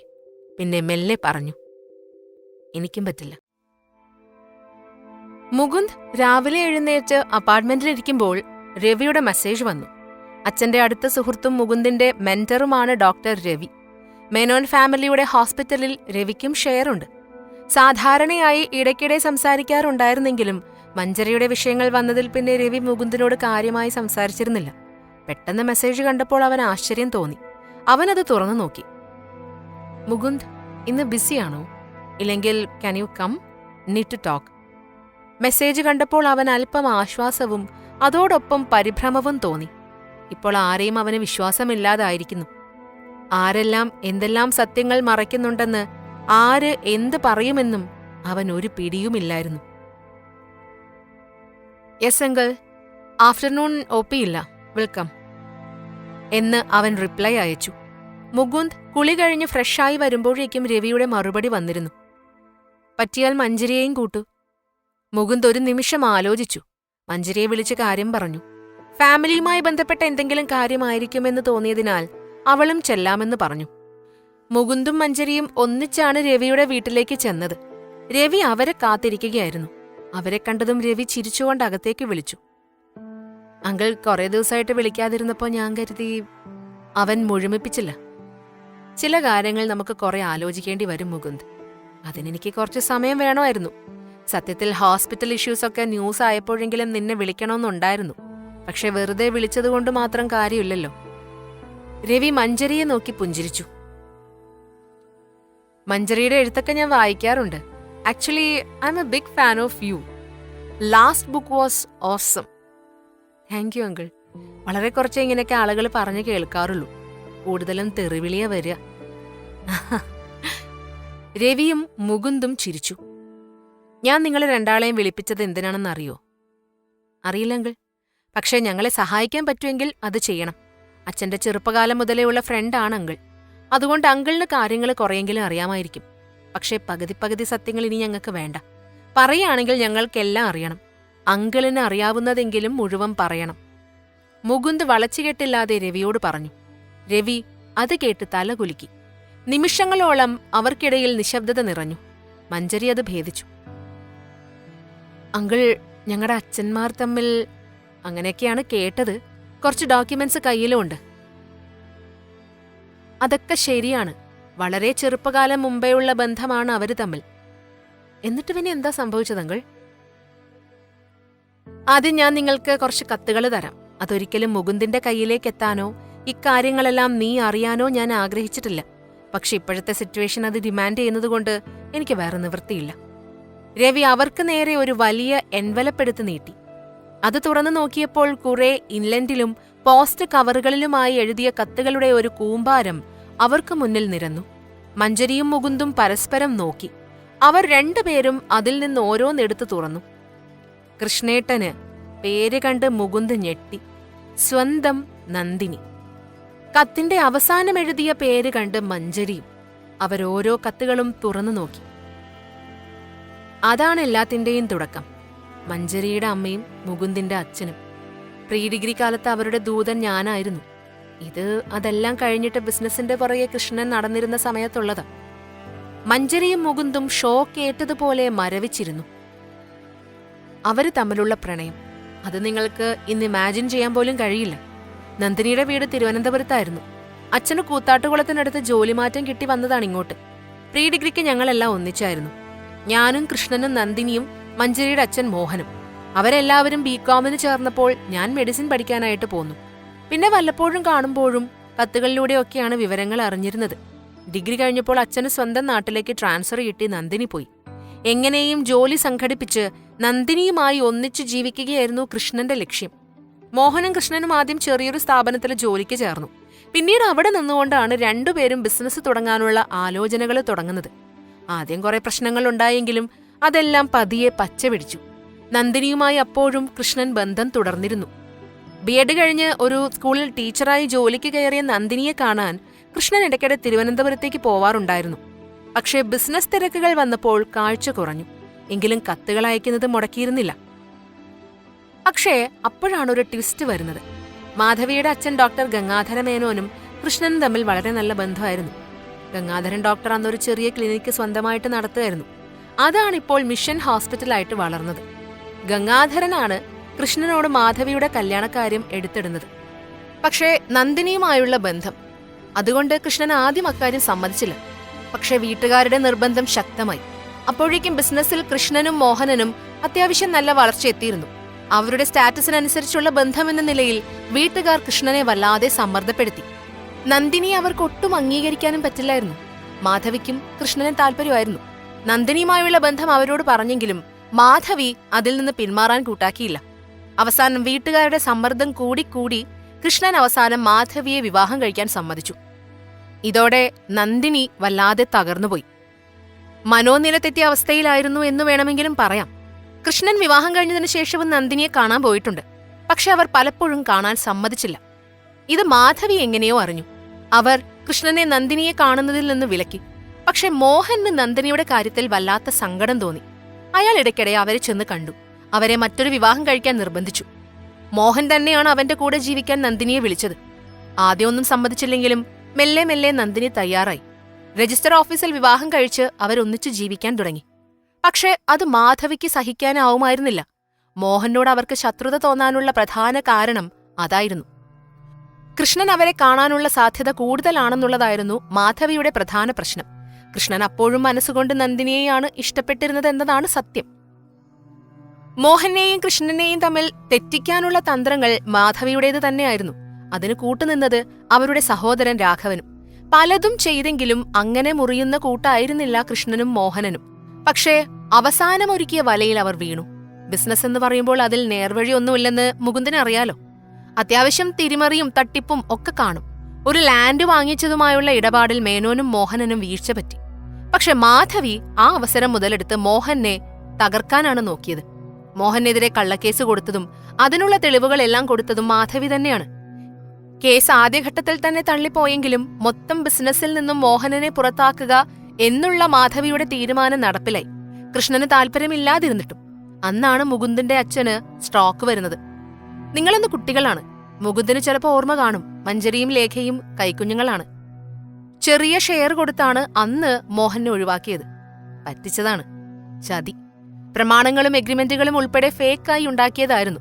എന്നാൽ പറ്റിക്കപ്പെട്ടു എന്ന് മനസ്സിലാക്കിയിട്ടും മോഹൻ അതിന് പിന്നാലെ പോയില്ല. അയാൾ പിന്നീട് സ്വന്തം നിലയ്ക്ക് കെട്ടിപ്പൊക്കിയതാണ് ബാക്കിയുള്ളതെല്ലാം. പക്ഷെ അയാൾ ആകെ തകർന്നിരുന്നു. മതി അങ്കിൾ, ഇനി കേൾക്കാൻ വയ്യ. മുകുന്ദ് തലയിൽ 2 കൈകളും കൊണ്ട് തല താങ്ങിപ്പിടിച്ചു. ചുറ്റുമുള്ളതെല്ലാം തലയ്ക്കു ചുറ്റും കറങ്ങുന്നത് പോലെ. അവൻ കണ്ണുകളടച്ചു. ഇതിൽ കൂടുതൽ അവൻ ഒന്നും താങ്ങാനാവുമായിരുന്നില്ല. മഞ്ജരിയുടെ കണ്ണുകൾ നിറഞ്ഞു തുളുമ്പി. ഇപ്പോൾ കേട്ടതെല്ലാം തന്റെ കഥയാണ്. എത്രയോ ജീവിതങ്ങൾ ഭാവനയിൽ എഴുതിയിരിക്കുന്നു. പക്ഷേ ഇത് തന്റെ സ്വന്തം കഥ, തന്റെയും മുകുന്ദിന്റെയും റിയൽ പാസ്റ്റ്. അവൾ പെട്ടെന്ന് അമ്മയെ ഓർത്തു. അമ്മയോട് എത്രയോ കലഹിച്ചിരിക്കുന്നു. വീട്ടിൽ നിന്ന് ഇറങ്ങി പോരുക വരെ ചെയ്തു. പക്ഷേ അവരനുഭവിച്ച ജീവിതം, വേദന, അന്നേ വരെ തോന്നിയതിലും ഇരട്ടി സ്നേഹം ഇന്നവൾക്ക് അമ്മയോട് തോന്നി. അവരെ കെട്ടിപ്പിടിച്ച് കരയണമെന്ന് തോന്നി. അറിഞ്ഞപ്പോ ഒന്നും അറിയണ്ടായിരുന്നു എന്ന് തോന്നുന്നുണ്ടല്ലേ രണ്ടാൾക്കും? പക്ഷെ ഒരു ബന്ധം മുന്നോട്ട് കൊണ്ടുപോവാൻ ആഗ്രഹിക്കുന്ന നിങ്ങളിതറിഞ്ഞേ മതിയാകൂ എന്നെനിക്ക് തോന്നി. ഇനി നിങ്ങൾക്ക് തീരുമാനിക്കാം. ഞാൻ നിങ്ങളുടെ ബന്ധത്തിൽ അങ്ങേയറ്റം സന്തോഷിക്കുന്നയാളാണ്. പക്ഷേ വരും വരായികകൾ അത് നിങ്ങളെ തകർക്കും കുട്ടികളെ. അത് പറയാൻ കൂടിയാ ഞാൻ വിളിച്ചത്. നന്ദിനിയുടെ മകളെ മാധവിക്ക് ഒരിക്കലും അംഗീകരിക്കാൻ കഴിയില്ല. രവി പറഞ്ഞത് കേട്ട് മുകുന്ദും മഞ്ജരിയും നിർവികാരതയോടെ ഇരുന്നു. ചോരയെല്ലാം വറ്റിയ മുഖങ്ങളിൽ നിസ്സംഗത മാത്രമായിരുന്നു. സത്യങ്ങളെല്ലാം അറിഞ്ഞു കഴിഞ്ഞ് ഇനി മുകുന്ദും മഞ്ജരിയും എടുക്കുന്ന തീരുമാനം എന്താകും? അവരുടെ ബന്ധത്തിന്റെ ഭാവി എന്തായിരിക്കും? അതവർക്ക് പോലും ആ സമയം അറിയില്ലായിരുന്നു. മുകുന്ദേ, നമുക്ക് പോവാം. പോട്ടെ അങ്കിൾ. Thanks for everything. ഞങ്ങളൊന്ന് ഓക്കെ ആവട്ടെ, എന്നിട്ട് നമുക്ക് കാണാം. രവിയോട് യാത്ര പറഞ്ഞുകൊണ്ട് മഞ്ജരി എഴുന്നേറ്റു. വാ മുകുന്ദേ, എഴുന്നേക്ക്. തളർന്ന അവശനായിരിക്കുന്ന മുകുന്ദിന്റെ കൈ പിടിച്ച് മഞ്ജരി എഴുന്നേൽപ്പിക്കാൻ ശ്രമിച്ചു. അവൻ അനുസരിച്ചു. രവിയോട് യാത്ര പോലും പറയാതെ അവൻ മഞ്ജരിക്കൊപ്പം അവിടെ നിന്നിറങ്ങി. അവന്റെ കണ്ണുകൾ ചുവന്ന് കലങ്ങിയിരുന്നു. ഞാൻ ഡ്രൈവ് ചെയ്യാം. മുകുന്ദ് ഒന്ന് റിലാക്സ് ചെയ്യ്.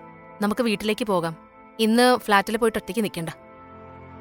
അവൾ ആശ്വസിപ്പിക്കും പോലെ പറഞ്ഞു. മുകുന്ദ് അവളുടെ കയ്യിൽ പിടിച്ചു. I okay Manjari? No, but we will together. വാ, കേറ് എന്ന് പറഞ്ഞ് മഞ്ജരി കാറിന്റെ ഡോർ തുറന്നു. യാത്രക്കിടെ ഇരുവരും ഒന്നും സംസാരിച്ചില്ല. മഞ്ജരി വീട്ടിലെത്തി വാതിൽ തുറന്ന് മുകുന്ദനെ അകത്തേക്ക് കൊണ്ടുപോയി. ഇരിക്കും മുകുന്ദേ, ഞാൻ എന്തെങ്കിലും കുടിക്കാനെടുക്കാം. അവൾ നേരെ കിച്ചണിൽ പോയി ക്യാൻ ജ്യൂസ് എടുത്ത് തിരിച്ചു വന്നു. മുകുന്ദേ, ഇത് നമ്മുടെ ജീവിതമായിട്ട് കൂട്ടിക്കുഴയ്ക്കണ്ട. നമ്മുടെ അച്ഛനമ്മമാരുടെ ജീവിതം, ചതി, നുണകൾ. നമ്മുടെ ജീവിതം അതിലില്ല. അങ്ങനെയല്ല. മുകുന്ദ് അതിന് മറുപടി പറഞ്ഞില്ല. സ്വയം സംഘർഷങ്ങളുടെ നടുവിൽ നിന്നുകൊണ്ട് അവൾ തന്നെ സമാധാനിപ്പിക്കാൻ ശ്രമിക്കുകയാണെന്ന് മുകുന്ദിനറിയാം. അവൻ ജനാലയോട് ചേർന്നുള്ള സോഫയിൽ കണ്ണടച്ചു കിടന്നു. മഞ്ജരി ചുമരിൽ ചാരി അനങ്ങാതെ നിൽക്കുകയാണ്. അവളുടെ മനസ്സിലൂടെ 100,000 ചോദ്യങ്ങൾ കടന്നുപോയി. മുകുന്ദ് അവളുടെ അടുത്തേക്ക് നടന്നു ചെന്നു. അവളെ സമാധാനിപ്പിക്കാനായി കൈകൾ ചുമലിൽ വെക്കാൻ ഒരുങ്ങിയതും അവൾ അകന്നു നീങ്ങി. ആ പ്രതികരണം മുകുന്ദ് പ്രതീക്ഷിച്ചിരുന്നില്ല. സത്യത്തിൽ അങ്ങനെ ചെയ്യാൻ മഞ്ജരിയും ഉദ്ദേശിച്ചിരുന്നില്ല. അവളുടെ മനസ്സിലൂടെ പോകുന്ന ചിന്തകൾ മനസ്സിലാക്കിയിട്ടെന്നവണ്ണം മുകുന്ദ് പറഞ്ഞു. മഞ്ജരി, എല്ലാ ചോദ്യങ്ങൾക്കുള്ള ഉത്തരം നമുക്ക് ഇന്ന് രാത്രി തന്നെ കിട്ടണമെന്നില്ല. പക്ഷേ ഒരു കാര്യം നീ ഉറപ്പിച്ചോ. നിന്നിൽ നിന്ന് അകന്നു മാറാൻ ഞാൻ ഒരു തരത്തിലും ഒരുക്കമല്ല. ഞാനത് ആഗ്രഹിക്കുന്നുമില്ല, ഇപ്പോഴെന്നല്ല, ഒരിക്കലും. പക്ഷെ സർവൈവ് ചെയ്യാനുള്ള ഒരേയൊരു വഴി അതാണെങ്കിലോ? പാതി തന്നോടും പാതി മുകുന്ദനോടും എന്ന പോലെ മഞ്ജരി നേർത്ത ശബ്ദത്തിൽ ചോദിച്ചു. ആ സമയം വാതിലിൽ മുട്ടുകേട്ട് ഇരുവരും നോക്കി. ഈ സമയത്ത് ഇതാരായിരിക്കും? അവൾ ചെന്ന് വാതിൽ തുറന്നു. പുറത്ത് ലേഖ നിൽക്കുന്നു. ലേഖയെ കണ്ടതും മഞ്ജരി പിന്നിലേക്ക് തിരിഞ്ഞ് ടീപ്പോയിലിരിക്കുന്ന ലെറ്റർ മാറ്റാൻ മുകുന്ദന് കണ്ണുകൊണ്ട് സിഗ്നൽ നൽകി. ഞാൻ കറക്റ്റ് സമയത്താ വന്നേന്ന് തോന്നുന്നു. രണ്ടുപേരും ഉണ്ടല്ലോ. എന്താ ചേച്ചി ഈ സമയത്ത്? ഈ സമയത്ത് വന്നിട്ടും എന്നെ ഒന്ന് അകത്തേക്ക് പോലും ക്ഷണിക്കുന്നില്ലേ? മഞ്ജരി വാതിൽക്കൽ നിന്ന് മാറി അകത്തേക്ക് നടന്നു. പുറകെ ലേഖയും. ഹായ് മുകുന്ദ്, എന്താ ഒരു സന്തോഷമില്ലാതിരിക്കുന്നേ? കണ്ടിട്ടൊന്ന് ചിരിക്കുന്നത് കൂടിയില്ലല്ലോ. അതിന് പറ്റിയ സമയമല്ല ലേഖ, മുകുന്ദ് മറുപടി പറഞ്ഞു. ഓ ഐ സി, ഞാനൊരു ചെറിയ കാര്യം പറയാൻ വന്നതാ. പറഞ്ഞിട്ട് വേഗം പൊക്കോളാം. രണ്ടുപേരും കൂടി ഫാമിലി സീക്രട്ട് എല്ലാം അന്വേഷിച്ച് നടക്കുകയാണെന്ന് കേട്ടു. എന്നാ പിന്നെ നിങ്ങൾക്ക് ഉപകാരപ്പെടുന്ന ഒന്ന് തന്നിട്ട് പോവാന്ന് കരുതി. ലേഖ എന്താണ് പറയാൻ പോവുന്നതെന്നോർത്ത് മഞ്ജരിയുടെ നെഞ്ചിടിപ്പ് കൂടി. ഞാൻ എന്റേതായ വഴിക്കും ചില അന്വേഷണങ്ങളൊക്കെ നടത്തിയിരുന്നു. അപ്പൊ ചിലത് കിട്ടി. മുകുന്ദും മഞ്ജരിയും ലേഖയെ ആകാംക്ഷയോടെ നോക്കി നിൽക്കുമ്പോൾ ലേഖ ബാഗ് തുറന്നൊരു ഫയൽ പുറത്തെടുത്തു. അത് അവർക്ക് നേരെ നീട്ടി. മുകുന്ദും മഞ്ജരിയും അത് കണ്ടു. രണ്ട് കുടുംബങ്ങളും ഒന്നു ചേർന്നുള്ള ബിസിനസിന്റെ രേഖകൾ, എഗ്രിമെന്റുകൾ, ബാങ്ക് രേഖകൾ എല്ലാമുണ്ട്. അവർക്ക് പോലും വിശ്വസിക്കാനാവാത്ത ചില ഇടപാടുകളുടെ റെസീറ്റുകൾ. അതെല്ലാം കണ്ട് അവർ നടുങ്ങി. നിങ്ങളുടെ പാരന്റ്സ് വളരെ അടുത്ത ബന്ധമായിരുന്നുവെന്ന് മനസ്സിലായില്ലേ? ആൻഡ് മഞ്ജരി, നീ ആരുടെ കൂടെ ഇപ്പൊ നിൽക്കുന്നതെന്ന് അറിയാമോ? നിന്റെ അച്ഛനെ തകർത്ത കുടുംബക്കാരുടെ മകനൊപ്പം. മഞ്ജരിക്കും മുകുന്ദനും അതിനുത്തരമുണ്ടായിരുന്നില്ല. സദാസമയം കാറ്റ് വീശിയിരുന്ന ആ വലിയ ഹാളിൽ മഞ്ജരിക്ക് ശ്വാസം തിങ്ങി. രഹസ്യങ്ങളുടെയും തുറന്നു പറച്ചിലുകളുടെയും ഭാരം താങ്ങാൻ ആ വീട്ടിലെ ചുമരുകൾക്ക് പോലും ശേഷിയുണ്ടായിരുന്നില്ല. എന്തുപറ്റി മഞ്ജരി? നിന്റെ നാക്കെന്താ, പൂച്ച കടിച്ചോണ്ട് പോയോ? മഞ്ജരി ദീർഘശ്വാസമെടുത്ത് സ്വയം നിയന്ത്രിക്കാൻ ശ്രമിച്ചു. ഇതില് നിങ്ങളുടെ ഉദ്ദേശം എന്താ ചേച്ചി? ഞങ്ങൾക്ക് അസ്വസ്ഥതയുണ്ടാക്കാനാണെങ്കിൽ അതിൽ നിങ്ങൾ വിജയിച്ചു. ഇനി പൊയ്ക്കോ. ഷെടാ, ഞാൻ ജസ്റ്റ് തുടങ്ങിയതേ ഉള്ളൂ. മുകുന്ദിന്റെ നിയന്ത്രണം വിട്ടു. ശരിക്കും നിങ്ങൾക്ക് എന്താ വേണ്ടത്? മുകുന്ദിന്റെ ചോദ്യം കേട്ട് ലേഖയുടെ നോട്ടം അവനിലേക്കായി. ഹാ, ദാ വന്നല്ലോ വിശുദ്ധനായ ഡോക്ടർ മുകുന്ദ് മേനോൻ. രാവിലെ ആളുകളുടെ ജീവൻ രക്ഷിക്കും, രാത്രി ആളുകളുടെ ജീവൻ എടുക്കും. ഇത്രയും പ്രശ്നങ്ങളിലൊക്കെ പെട്ടിരിക്കുമ്പോ എന്തു തോന്നുന്നു ഡോക്ടറെ? ലേഖയുടെ പരിഹാസം കേട്ട് മഞ്ജരി പൊട്ടിത്തെറിച്ചു. ഇനഫ് ലേഖ, ചേച്ചിയെന്ന് വിളിച്ചെടുത്ത് നിങ്ങൾ വേറൊന്നും വിളിപ്പിക്കരുത്. എന്താ പറയാൻ വന്നെന്ന് വെച്ചാൽ പറഞ്ഞിട്ട് ജസ്റ്റ് ഗെറ്റ് ഔട്ട്. നിനക്ക് ഓർമ്മയുണ്ടോ അച്ഛൻ പോയതിനു ശേഷം നമ്മൾ ജപ്തിയുടെ വക്കീലായത്? അമ്മയെ ഒരാൾ കൈ അയച്ച് സഹായിച്ചു. സത്യത്തിൽ ജീവിതം തിരിച്ചു കിട്ടിയതുപോലെ തന്നെ. മറ്റാരുമല്ല, മുകുന്ദിന്റെ അച്ഛൻ തന്നെ. മഞ്ജരി അന്ധാളിച്ചു നിന്നു. ചേച്ചി എന്താ പറഞ്ഞു വരുന്നത്? ലേഖ പരിഹാസത്തോടെ ചിരിച്ചു. ഓ കമ്മോൺ മഞ്ജരി, നീ എഴുത്തുകാരിയല്ലേ, അത്ര മണ്ടിയൊന്നും അല്ലല്ലോ. നമ്മുടെ വീട്ടിലുണ്ടായ ഫിനാൻഷ്യൽ മിറക്കിൾ എങ്ങനെ സംഭവിച്ചുവെന്നാ? ലേഖ അവൾക്ക് നൽകിയ പേപ്പറുകൾ കയ്യിൽ വാങ്ങുമ്പോൾ മഞ്ജരിയുടെ കൈകൾ വിറയ്ക്കുന്നുണ്ടായിരുന്നു. ബാങ്ക് സ്റ്റേറ്റ്മെന്റുകളും പൈസ ട്രാൻസ്ഫർ ചെയ്ത റെക്കോർഡുകളും, അമ്മയുടെ അക്കൗണ്ടിലേക്ക് കൃഷ്ണമേനോനിൽ നിന്ന് വന്ന വലിയ തുകകളുടെ കണക്കുകൾ, തെളിവുകൾ. അദ്ദേഹം എന്തിനാ ഇത് ചെയ്തത്? അവൾ വിറയാർന്ന ശബ്ദത്തിൽ ചോദിച്ചു. ബിക്കോസ് അവർ പരസ്പരം കണക്റ്റഡ് ആയിരുന്നിരിക്കണം. മഞ്ജരി, എന്റെ അച്ഛനും നിന്റെ അമ്മയും തമ്മിലുള്ളത് വ്യക്തിബന്ധം മാത്രമായിരുന്നില്ല, അതിൽ സാമ്പത്തിക ഇടപാടുകൾ ഉണ്ടായിരുന്നു. മുകുന്ദ് ഇടയിൽ കയറി പറഞ്ഞു. മഞ്ജരിക്ക് ലോകം കീഴ്മേൽ മറിയുന്നതുപോലെ തോന്നി. ഇത്രയും കാലം ആ വീട്ടിൽ ജീവിച്ചിട്ടും താൻ ഇതൊന്നും അറിയാതെ പോയതെന്തേ? അമ്മ ഒരു ഘട്ടത്തിൽ പോലും തന്നോട് ഇതൊന്നും പറയാതിരുന്നത് എന്തുകൊണ്ടാ? അല്പനിമിഷം ആലോചനകളിൽ മുഴുകിയ അവൾ തിരിച്ച് സ്വബോധത്തിലേക്ക് വന്നു.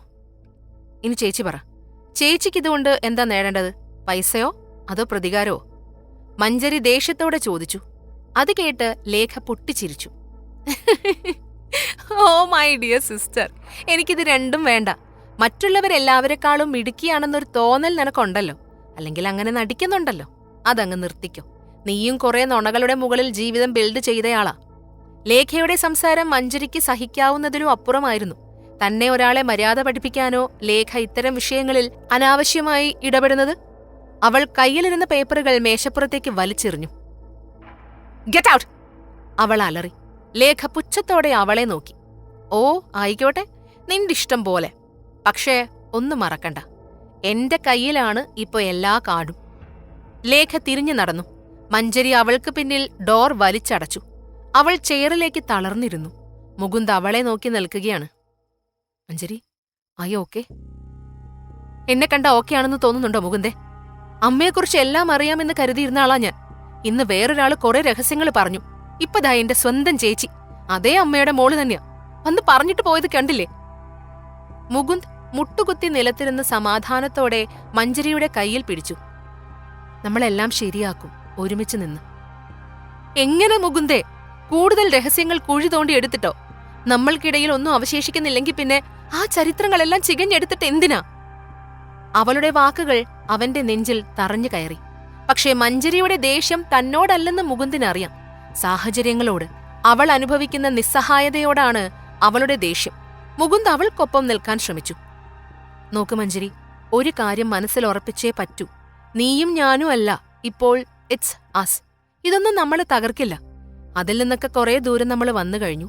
ശരിയാണ്, നമ്മൾ ഒട്ടും എക്സ്പെക്ട് ചെയ്യാത്ത തരത്തിലാണ് നമ്മുടെ ഫാമിലീസ് കണക്റ്റഡ് ആയിരിക്കുന്നത്. പക്ഷെ അത് എനിക്ക് നിന്നോടോ നിനക്ക് എന്നോടോ ഉള്ള ഫീലിംഗ്സിൽ യാതൊരു മാറ്റവും ഉണ്ടാക്കുന്നില്ല, ഉണ്ടാവുകയുമില്ല. മനസ്സിലായോ? മഞ്ജരി മുകുന്ദിനെ നോക്കി. പക്ഷേ എനിക്കത് മാറുമോ എന്ന പേടി. അങ്ങനെ സംഭവിച്ചാലോ മുകുന്ദേ? മുകുന്ദ് അവൾക്ക് മുന്നിൽ നിസ്സഹായനായി നിന്നു. അവന് എന്തു പറയണമെന്നറിയില്ലായിരുന്നു. മഞ്ജരിയുടെ ഫോൺ ബെല്ലടിച്ചു. അൺനോൺ നമ്പർ ആയതുകൊണ്ട് അത് എടുക്കാൻ അവൾ ആദ്യം മടിച്ചു, പിന്നീടെടുത്തു. ഹലോ, മഞ്ജരിയല്ലേ? ഞാൻ മാധവി മേനോൻ. എനിക്കൊന്ന് നേരിൽ കാണണം. അയ്യോ, ഇന്നിനി ഈ രാത്രിയിൽ കൂടുതൽ വള്ളികളൊന്നും പിടിക്കണ്ടെന്നാ ഞാൻ വച്ചിരിക്കുന്നത്.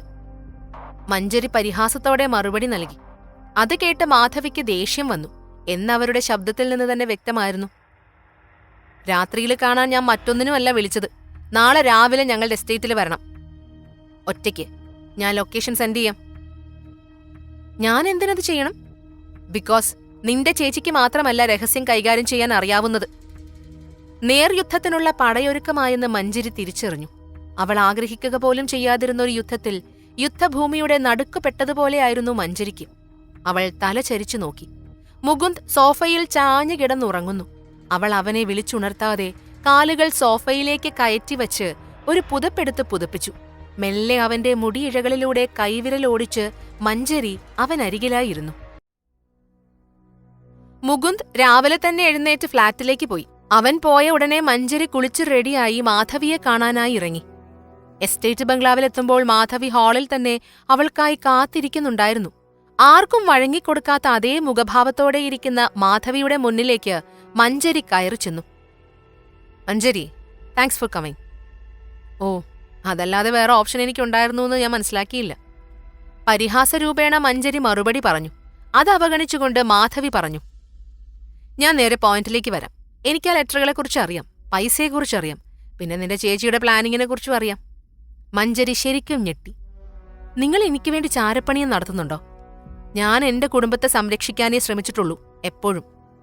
പ്രൊട്ടക്ട് ചെയ്യുന്നോ? എന്തിൽ നിന്ന്? സത്യങ്ങളിൽ നിന്നോ? മഞ്ജരി ദേഷ്യത്തോടെ ചോദിച്ചു. സത്യമെന്ന് പറയുന്നത് ഒരായുധമാണ് മഞ്ജരി. ഇപ്പം നിന്റെ ചേച്ചി നമുക്കെല്ലാം എതിരെ പ്രയോഗിച്ചുകൊണ്ടിരിക്കുന്നത് അതാ. നീ ശരിക്കും മുകുന്ദനെ സ്നേഹിക്കുന്നുണ്ടെങ്കിൽ, അവനെക്കുറിച്ച് കരുതലുണ്ടെങ്കിൽ, അവളെ തടയാൻ നീ എന്നെ സഹായിക്കണം. മഞ്ജരി സംശയത്തോടെ മാധവിയെ നോക്കി. ശരിക്കും നമ്മൾ എന്ത് ചെയ്യണമെന്നാ നിങ്ങൾ ഉദ്ദേശിക്കുന്നത്? പ്രതികാരത്തേക്കാൾ വിലയുള്ളതായി അവൾക്ക് തോന്നുന്ന എന്തെങ്കിലും കണ്ടെത്തിക്കൊണ്ട് മാധവി പുഞ്ചിരിയോടെ പറഞ്ഞു. മനസ്സിൽ താങ്ങാനാവാത്ത ഭാരവുമായാണ് മഞ്ജരി അവിടെ നിന്നും ഇറങ്ങിയത്. മാധവിയുടെ വാക്കുകൾ അവളുടെ കാതുകളിൽ പ്രതിധ്വനിച്ചുകൊണ്ടിരുന്നു. മഞ്ജരി വീട്ടിലെത്തുമ്പോൾ മുകുന്ദ് പുറത്ത് അവൾക്കായി കാത്തു നിൽക്കുകയായിരുന്നു. മുകുന്ദേ, ഇന്ന് പോയില്ലേ? ഇല്ല, ലീവാക്കി. ഒരു സുഖം തോന്നില്ല. പിന്നെ നീ അമ്മയെ കാണാൻ പോയിരിക്കുമായിരുന്നില്ലേ? മഞ്ജരി ഡോർ തുറന്ന് അകത്ത് കയറി. എന്താ അവർക്ക് വേണ്ടത്? To make me choose. Choose what? Mukund അല്ലെങ്കിൽ എന്റെ ഫാമിലി, അതിലേത് വേണോന്ന്. എന്നിട്ടെന്താ? അങ്ങനെയൊക്കെ തീരുമാനിക്കാൻ പറ്റുമോ? വരുന്നത് വരുന്നിടത്ത് വെച്ച്, അത്രയേ ഉള്ളൂ. മുകുന്ദ് വാ, നമുക്കൊരു ഇഞ്ചി ചായ വെച്ച് കുടിക്കാം. വേണേൽ ഡോക്ടർ യൂട്യൂബ് നോക്കി ഓംലെറ്റ് ഉണ്ടാക്കിക്കോ, നല്ല വിശപ്പ്. മഞ്ജരി ചിരിച്ചുകൊണ്ട് കിച്ചണിലേക്ക് കയറിപ്പോയി. ദിവസങ്ങൾക്ക് ശേഷം ഉന്മേഷത്തോടെ അവൾ ചിരിക്കുന്നത് കണ്ടപ്പോൾ മുകുന്ദിന്റെ മനസ്സിലും ആശ്വാസം തോന്നി. ഭക്ഷണമുണ്ടാക്കിയും സംസാരിച്ചും ആ ദിവസം അവർ ഒന്നിച്ചു ചെലവഴിച്ചു. രാത്രിയായി മുകുന്ദ് തിരിച്ചു പോയപ്പോൾ അന്നവർ രണ്ടുപേരും നന്നായി ഉറങ്ങി. പിറ്റേന്ന് രാവിലെ തന്നെ എഴുന്നേറ്റ് കുറച്ച് എഴുത്തു ജോലികളിലായിരുന്നു മഞ്ജരി. പക്ഷെ എഴുതാൻ അവൾക്ക് പറ്റുന്നില്ല.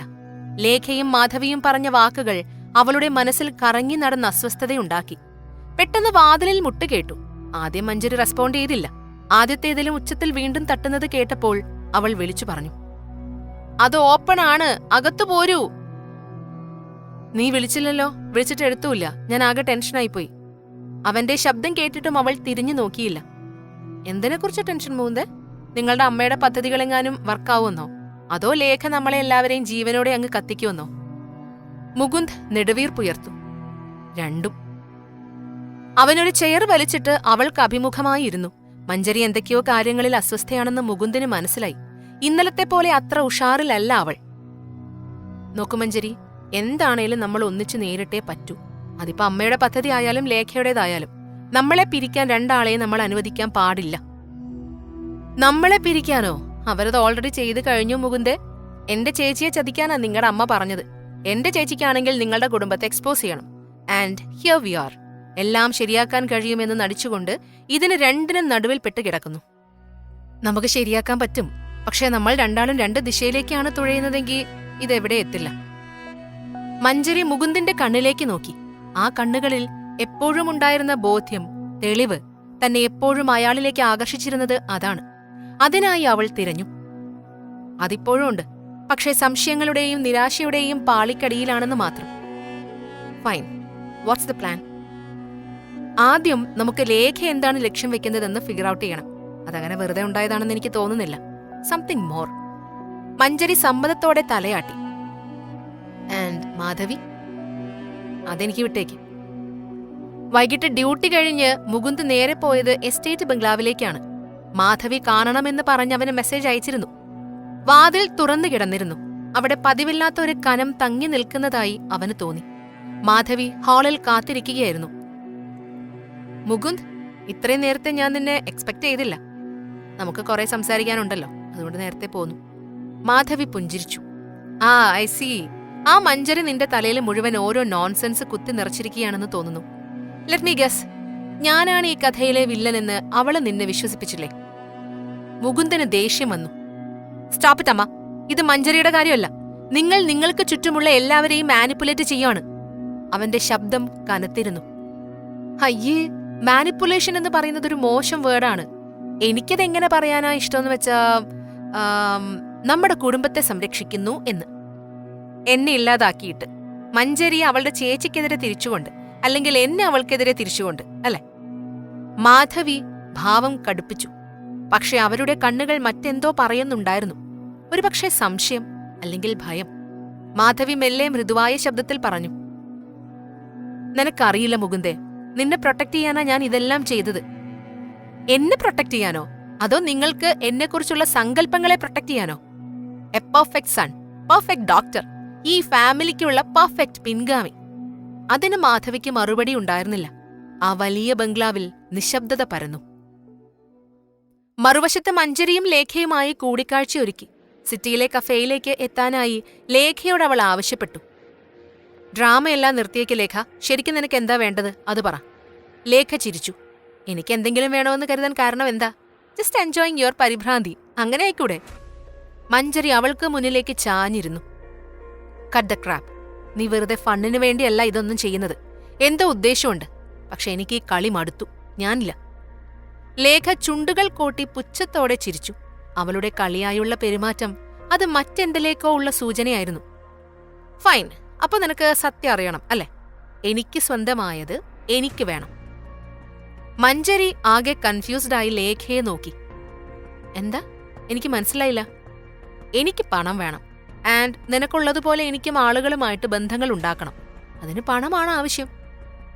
അതിനു വേണ്ടിയാണോ ഇതെല്ലാം? പണം? നീ എന്താ കരുതിയത് എല്ലാം എളുപ്പമാണെന്നോ? അമ്മയെ നോക്കുന്നത് ഞാനാ. എനിക്ക് പണം വേണം. നീ എല്ലാ ഉത്തരവാദിത്തങ്ങളിൽ നിന്നും ഓടിപ്പോന്നു. വലിയ എഴുത്തുകാരിയായി, പ്രസിദ്ധയായി. എനിക്കെന്താ ഉള്ളത്? മഞ്ജരിക്ക് അത് കേട്ട് ദേഷ്യം വന്നു. എന്തൊക്കെയാ പറയുന്നതെന്ന് ചേച്ചിക്ക് തന്നെ അറിയൂ. ചേച്ചി, ഇത് നമ്മുടെ അമ്മയുടെ കാര്യമാണ്. അവരെ നാറ്റിച്ചിട്ട് വേണോ ചേച്ചിക്ക്? പിന്നെ എന്തിനാ ആവശ്യമില്ലാതെ മുകുന്ദനെയും അവന്റെ കുടുംബത്തെയും ഇതിലേക്കെല്ലാം വലിച്ചിടുന്നത്? ചേച്ചി മുതിർന്നവരെ പോലെ പെരുമാറാൻ പഠിക്കും. നിങ്ങളിപ്പോ ലിമിറ്റ് ക്രോസ് ചെയ്തോണ്ടിരിക്കുക. ആണെങ്കി ആരാ എന്നെ തടയാൻ പോകുന്നത്? നീയോ? ലേഖയുടെ സംസാരം കേട്ട് ദേഷ്യത്തോടെ മഞ്ജരി എഴുന്നേറ്റ് അവിടെ നിന്ന് വേഗത്തിൽ തിരിച്ചു നടന്നു. അവൻ ഈയിടെയായി ഉറക്കമില്ലാത്ത രാത്രികൾ മുകുന്ദന് ശീലമായിരിക്കുന്നു. പക്ഷേ ഇന്ന് രാത്രി ഉറക്കം നഷ്ടപ്പെടാൻ പ്രത്യേക കാരണമുണ്ടായിരുന്നു.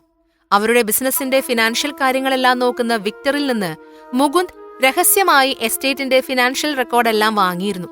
അവസാനം അവൻ അതിൽ സംശയകരമായ ഒരു ട്രാൻസാക്ഷൻ കണ്ടുപിടിച്ചു. അവന്റെ അച്ഛന്റെ പേരിലുള്ള ഹിഡൻ അക്കൗണ്ടിൽ നിന്ന്. പെട്ടെന്ന് ഡോർ തുറന്ന് ആദിത്യ അവിടേക്ക് കയറി വന്നു. രാത്രിയിലും തീരാത്ത ജോലി, എന്ത് കഷ്ടം അല്ലേ ബ്രോ? അവൻ കളിയാക്കി ചോദിച്ചു. മുകുന്ദ് അവനെ നോക്കാതെ അതിന് മറുപടി പറഞ്ഞു. നിനക്കിപ്പോ എന്താ വേണ്ടേ ആദി? ഈ രാത്രി നീ എന്ത് ജോലിക്കാ വന്നത്? ഏയ്, ജസ്റ്റ് ചെക്ക് ചെയ്യാൻ വന്നതാ. റെക്കോർഡ് വാങ്ങിയതൊക്കെ ഞാൻ അറിഞ്ഞു. എന്താ നമ്മുടെ കൊട്ടാരത്തില് ഉറുമ്പരിക്കുന്നുണ്ടോ? മുകുന്ദ് പെട്ടെന്ന് ആ പേപ്പർ ആദിത്യക്ക് മുന്നിലേക്കിട്ടു. ആ, എന്നാ പിന്നെ പറ, ഈ ട്രാൻസാക്ഷനെ കുറിച്ച് നിനക്കെന്താ അറിയാവുന്നത്? ട്രാൻസാക്ഷൻ? എന്ത് ട്രാൻസാക്ഷൻ? അവൻ നിഷ്കളങ്കത നടിച്ചുകൊണ്ട് ചോദിച്ചു.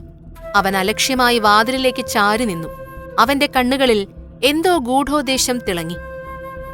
ബ്രോ അല്ലായിരുന്നോ എപ്പോഴും അച്ഛന്റെ ഫേവറേറ്റ്? ഇപ്പൊ ഇത്രത്തോളം അതുണ്ടായിരുന്നുവെന്ന് ഇപ്പൊ മനസ്സിലായി കാണും അല്ലേ? ആദിത്യ പരിഹാസത്തോടെ തന്നെ ചോദിച്ചു. മുകുന്ദ് അവൻ അരികിലേക്ക് ചെന്നു. നിനക്ക് എന്തെങ്കിലും അറിയാമെങ്കിൽ അതിപ്പോ പറയണം. എന്തിനാ തിരക്ക് കൂട്ടുന്നത് ബ്രോ? സീക്രട്ട് ആണെങ്കിലേ പുറത്തു വരാൻ അതിൻ്റെതായ വഴിയുണ്ട്. ശരിയായ സമയം വരുമ്പോ എന്ന് പറഞ്ഞ് ആദിത്യ അവിടെ നിന്നിറങ്ങി. മുകുന്ദ് ഫാമിലിയുമായി ബന്ധപ്പെട്ട രഹസ്യങ്ങൾ ചികയുന്ന തിരക്കിലായിരുന്നെങ്കിൽ മഞ്ജരി വീട്ടിലൊരു പഴയ ഫാമിലി ഫോട്ടോ നോക്കി പഴയ കാര്യങ്ങൾ ഓരോന്ന് ഓർക്കുകയായിരുന്നു. വാതിലിൽ തട്ടുകേട്ട് അവൾ എഴുന്നേറ്റ് ചെന്നു. മുകുന്ദായിരിക്കുമെന്നാണ് അവൾ ആദ്യം കരുതിയത്. ചേച്ചിയോ? എന്താ, വേറെ ആരെങ്കിലും ആണോ എക്സ്പെക്ട് ചെയ്തത്? ലേഖ അകത്തേക്ക് കയറി. അപ്പോഴാണ് അവിടെ ഇരിക്കുന്ന ഫോട്ടോ അവൾ കണ്ടത്. ഇത് നോക്കിക്കൊണ്ടിരിക്കുകയായിരുന്നോ? ആ, വെറുതെ ഓരോന്നാലോചിച്ച്. ആ, ഇതെല്ലാം കള്ളമാണ് മഞ്ജരി. ആ, പിന്നെ നീ എപ്പോഴും എല്ലാവരുടെയും ഫേവററ്റ് ആയിരുന്നല്ലോ. അതൊന്നും ഞാൻ ആരോടും ചോദിച്ചു വാങ്ങിയതല്ല. ഓ ആയിക്കോട്ടെ, പക്ഷെ നീ എപ്പോഴെങ്കിലും ആലോചിച്ചിട്ടുണ്ടോ നമ്മുടെ അമ്മ എപ്പോഴും എന്നെ അകറ്റുകയും നിന്നെ സ്നേഹിക്കുകയും ചെയ്തത് എന്തായിരിക്കുമെന്ന്? എന്തൊക്കെയാ ചേച്ചി പറയുന്നെന്നറിയാമോ? സത്യം. അപ്പോ അത് നിനക്കറിയില്ലായിരുന്നോ? എന്നാ നീ ഒന്ന് സ്വയം ചോദിച്ചു നോക്ക്. എന്നെ ഒന്ന് നോക്കാൻ പോലും അമ്മ താല്പര്യം കാണിക്കാതിരുന്നത് എന്താന്ന്? അമ്മ എന്തായിരിക്കും ഒളിക്കാൻ നോക്കിയത്? മഞ്ജരി അതിന് മറുപടി പറയുന്നതിന് മുന്നേ ലേഖ അവിടെ നിന്നും തിരിഞ്ഞു നടന്നു. ഉത്തരങ്ങളെക്കാൾ കൂടുതൽ ചോദ്യങ്ങൾ തന്നെയാണല്ലോ തന്നെ തേടിയെത്തുന്നതെന്ന് മഞ്ജരി ഓർത്തു.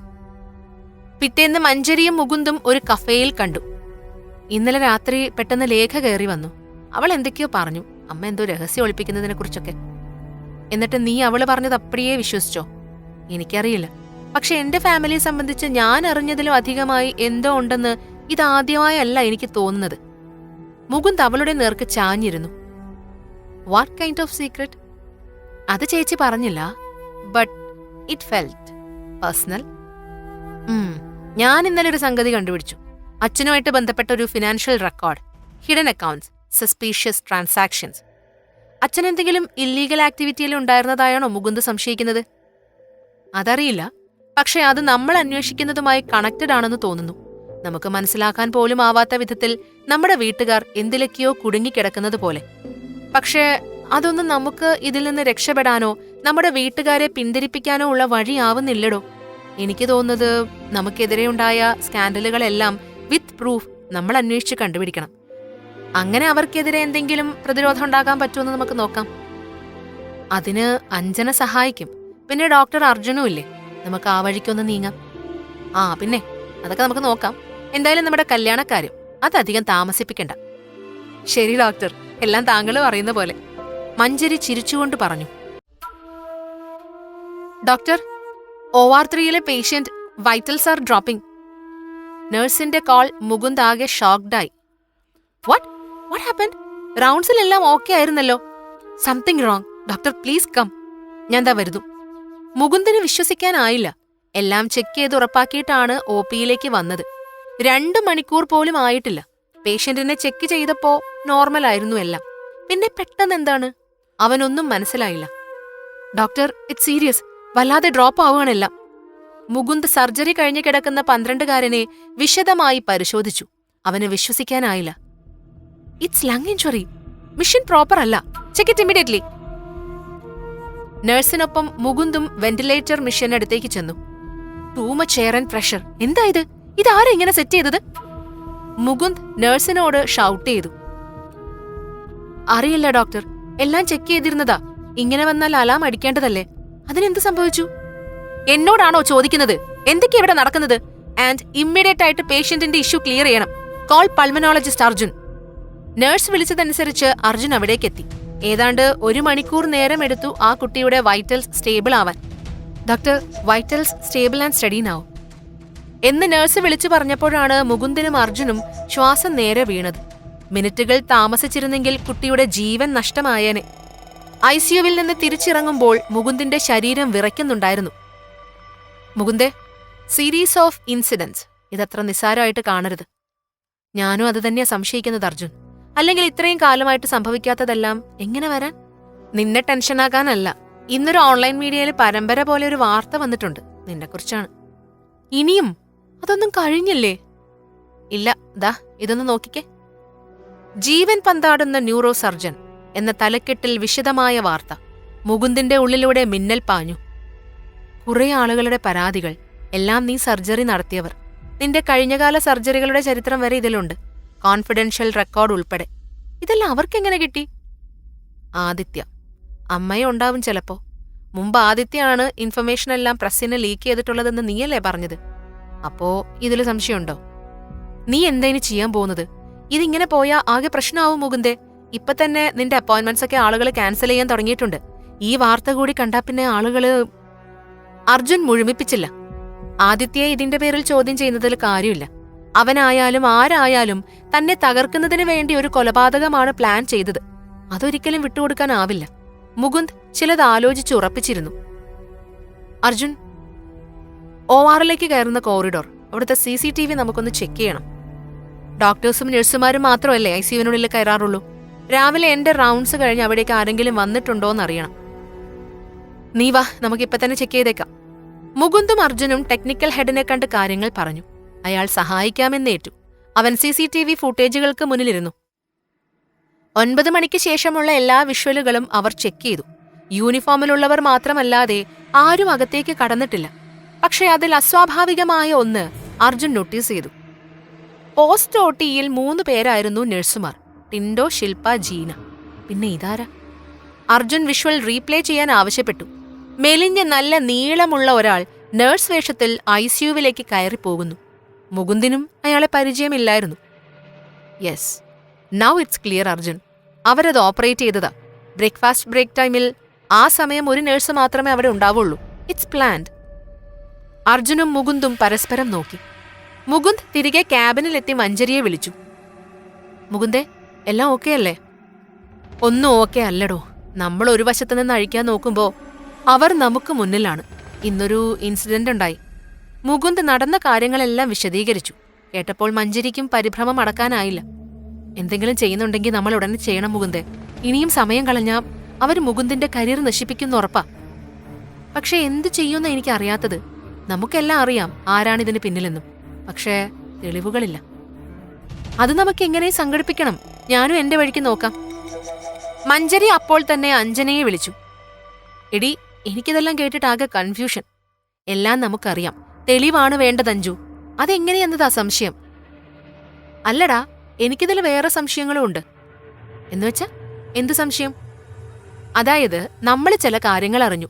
ഇപ്പൊ നമ്മുടെ മുന്നിൽ മാധവി എന്ന കഥാപാത്രമാണ് പ്രധാന വില്ലൻ എല്ലാ നെറേറ്റീവിലും, അല്ലേ? അതെ. രവിയങ്കിൾ പറഞ്ഞത്, നീ തന്ന തെളിവ്, അർജുൻ പറഞ്ഞത് എല്ലാം മാധവിയുമായിട്ട് കണക്ട് ചെയ്യുന്നതല്ലേ? ലേഖയും ആദിത്യയും ഒക്കെ ഉണ്ടെങ്കിലും മെയിൻ മാധവി തന്നെയാണ്. അതാണ് മഞ്ജരി എനിക്ക് സംശയം. നീ തെളിച്ചു പറ. അതായത് നീ ഒന്ന് ആലോചിച്ച് നോക്കിക്കേ. എന്തൊക്കെയോ നിങ്ങളെ ചുറ്റിപ്പറ്റി നടക്കുന്നു, നിങ്ങളെ രണ്ടുപേരെയും തകർക്കാൻ. ഇനി അതിനു പിന്നിലെ ഉദ്ദേശം ഫാമിലി ഹിസ്റ്ററി അങ്ങനെയാണെന്ന് വെച്ചോ. അങ്ങനെയാണെങ്കിൽ അതെല്ലാം ഇത്ര പെട്ടെന്ന് നമ്മുടെ കയ്യിൽ വരുമോ? ഞാൻ പറഞ്ഞത് നിനക്ക് മനസ്സിലാവുന്നുണ്ടോ? എന്നുവെച്ചാ നമ്മൾ അറിഞ്ഞതെല്ലാം ഇത് ചെയ്യുന്നവർ നമുക്ക് ഇട്ട് തന്നതാണെന്നോ? എക്സാക്ട്ലി. അവർ പറഞ്ഞത്, ആ നെറേറ്റീവുകൾ, എല്ലാത്തിനും പിന്നിൽ വേറെ എന്തൊക്കെയോ ഉണ്ടെന്നാണ് എനിക്ക് തോന്നുന്നത്. നോക്കിക്കേ, അവരാദ്യം നിന്റെ ബുക്ക് ലീക്ക് ചെയ്തു. മുകുന്ദിന്റെ ഹോസ്പിറ്റലിൽ ഇഷ്യൂ ഉണ്ടാക്കി. അതിന് പിന്നിലുള്ള കഥയറിഞ്ഞതോടെ ആരാണ് അതിന് പിന്നിലെന്ന് നമുക്ക് വ്യക്തവുമായി. ഇനി നമ്മളൊന്ന് ആഞ്ഞു ശ്രമിച്ചാൽ അതിന്റെയൊക്കെ തെളിവുകൾ കിട്ടാവുന്നതേ ഉള്ളൂ. പക്ഷെ എന്റെ സംശയം ഇതിനെല്ലാം പിന്നിൽ നിന്ന് കളിക്കുന്ന വേറെ ആരോ അല്ലെങ്കിൽ ആരൊക്കെയോ ഉണ്ടെന്നാണ്. അവർ നമ്മുടെ ഓരോ മൂവ്മെന്റ്സും ശ്രദ്ധിക്കുന്നുണ്ട് എന്ന് മാത്രമല്ല, അവരായിരിക്കും നമ്മൾ കണ്ടെത്തുന്ന തെളിവുകളും രഹസ്യങ്ങളും വരെ നമുക്ക് മുന്നിലേക്ക് ഇട്ടു തരുന്നത്. അങ്ങനെ ഒരു സാധ്യതയുണ്ടോ? അങ്ങനെയാണെങ്കിൽ നമ്മുടെ കയ്യിലല്ല ഇപ്പോഴും കളി, അല്ലേ? അല്ല. പക്ഷെ ഇതൊക്കെ നമ്മുടെ ഊഹമാണേ, ഉറപ്പിക്കാൻ പറ്റില്ല. എന്തായാലും ഞാൻ നിനക്ക് ഒരാളെ പരിചയപ്പെടുത്തി തരാം. ഒരു പ്രൈവറ്റ് ഇൻവെസ്റ്റിഗേറ്റർ. സാധാരണ അവിഹിത കഥകൾ പൊക്കാൻ ആളുകൾ നിയമിക്കുന്നയാളാ. പക്ഷേ വന്നാണ് സ്റ്റീഫൻ. പറ്റിയാ ഞാൻ പെട്ടെന്ന് തന്നെ മീറ്റിംഗ് അറേഞ്ച് ചെയ്യാം. ഓക്കെഡി. എത്ര ശ്രമിച്ചിട്ടും പൂർത്തീകരിക്കാനാവാത്ത പസിലുകളാണല്ലോ മുന്നിലെന്നോർത്ത് മഞ്ജരി തലയിൽ കൈവച്ചു. വൈകിട്ട് മുകുന്ദിന്റെ ഫ്ളാറ്റിലേക്ക് മഞ്ജരി ചെന്നു. അതിനു മുൻപായി അവൾ അഞ്ജനയോടൊപ്പം സ്റ്റീഫനെയും കണ്ടു. തൽക്കാലം ആ വിവരം മുകുന്ദിനോട് വിട്ടുപോവാനോ? കരിയറിൽ നിന്ന്? ഇവിടെ നിന്ന്? മഞ്ജരി ചോദിച്ചു. അങ്ങനെ ഗിവപ്പ് ചെയ്യാൻ പറ്റുമോ? നമ്മളെന്തിനാ അങ്ങനെ എല്ലാത്തിനും ഒളിച്ചോടുന്നത്? ഫൈറ്റ് ചെയ്യാനല്ലേ നമ്മൾ തീരുമാനിച്ചത്. പിന്നെ ഇപ്പെന്താ ഇങ്ങനെ സംസാരിക്കുന്നത്? നിന്നെ സേഫ് ആക്കാൻ വേറെ വഴിയില്ല മഞ്ജരി. എന്നെ സേഫ് ആക്കാനോ? എന്നിട്ട് നമ്മൾ ഇവിടുന്ന് പോയാ നമ്മളെ തകർക്കാൻ നോക്കുന്നവര് വെറുതെ വിടുന്നാണോ? അവര് നമ്മുടെ പുറകെ വരും മുകുന്ദേ. It's not that easy. We have to fight. നമ്മൾ അവരോടല്ലടോ, അവര് നമ്മളോട് ഫൈറ്റ് ചെയ്യുന്ന അവസ്ഥ ഉണ്ടാക്കണം. അതിനുള്ള വഴി ഇതെല്ലാം ഉപേക്ഷിച്ച് പുറത്തു പോവല. മഞ്ജരിക്ക് വല്ലാത്ത സങ്കടവും നിരാശയും തോന്നി. അവന്റെ വാക്കുകളിലുള്ള നിരാശ അവൾക്ക് മനസ്സിലാക്കാനായി.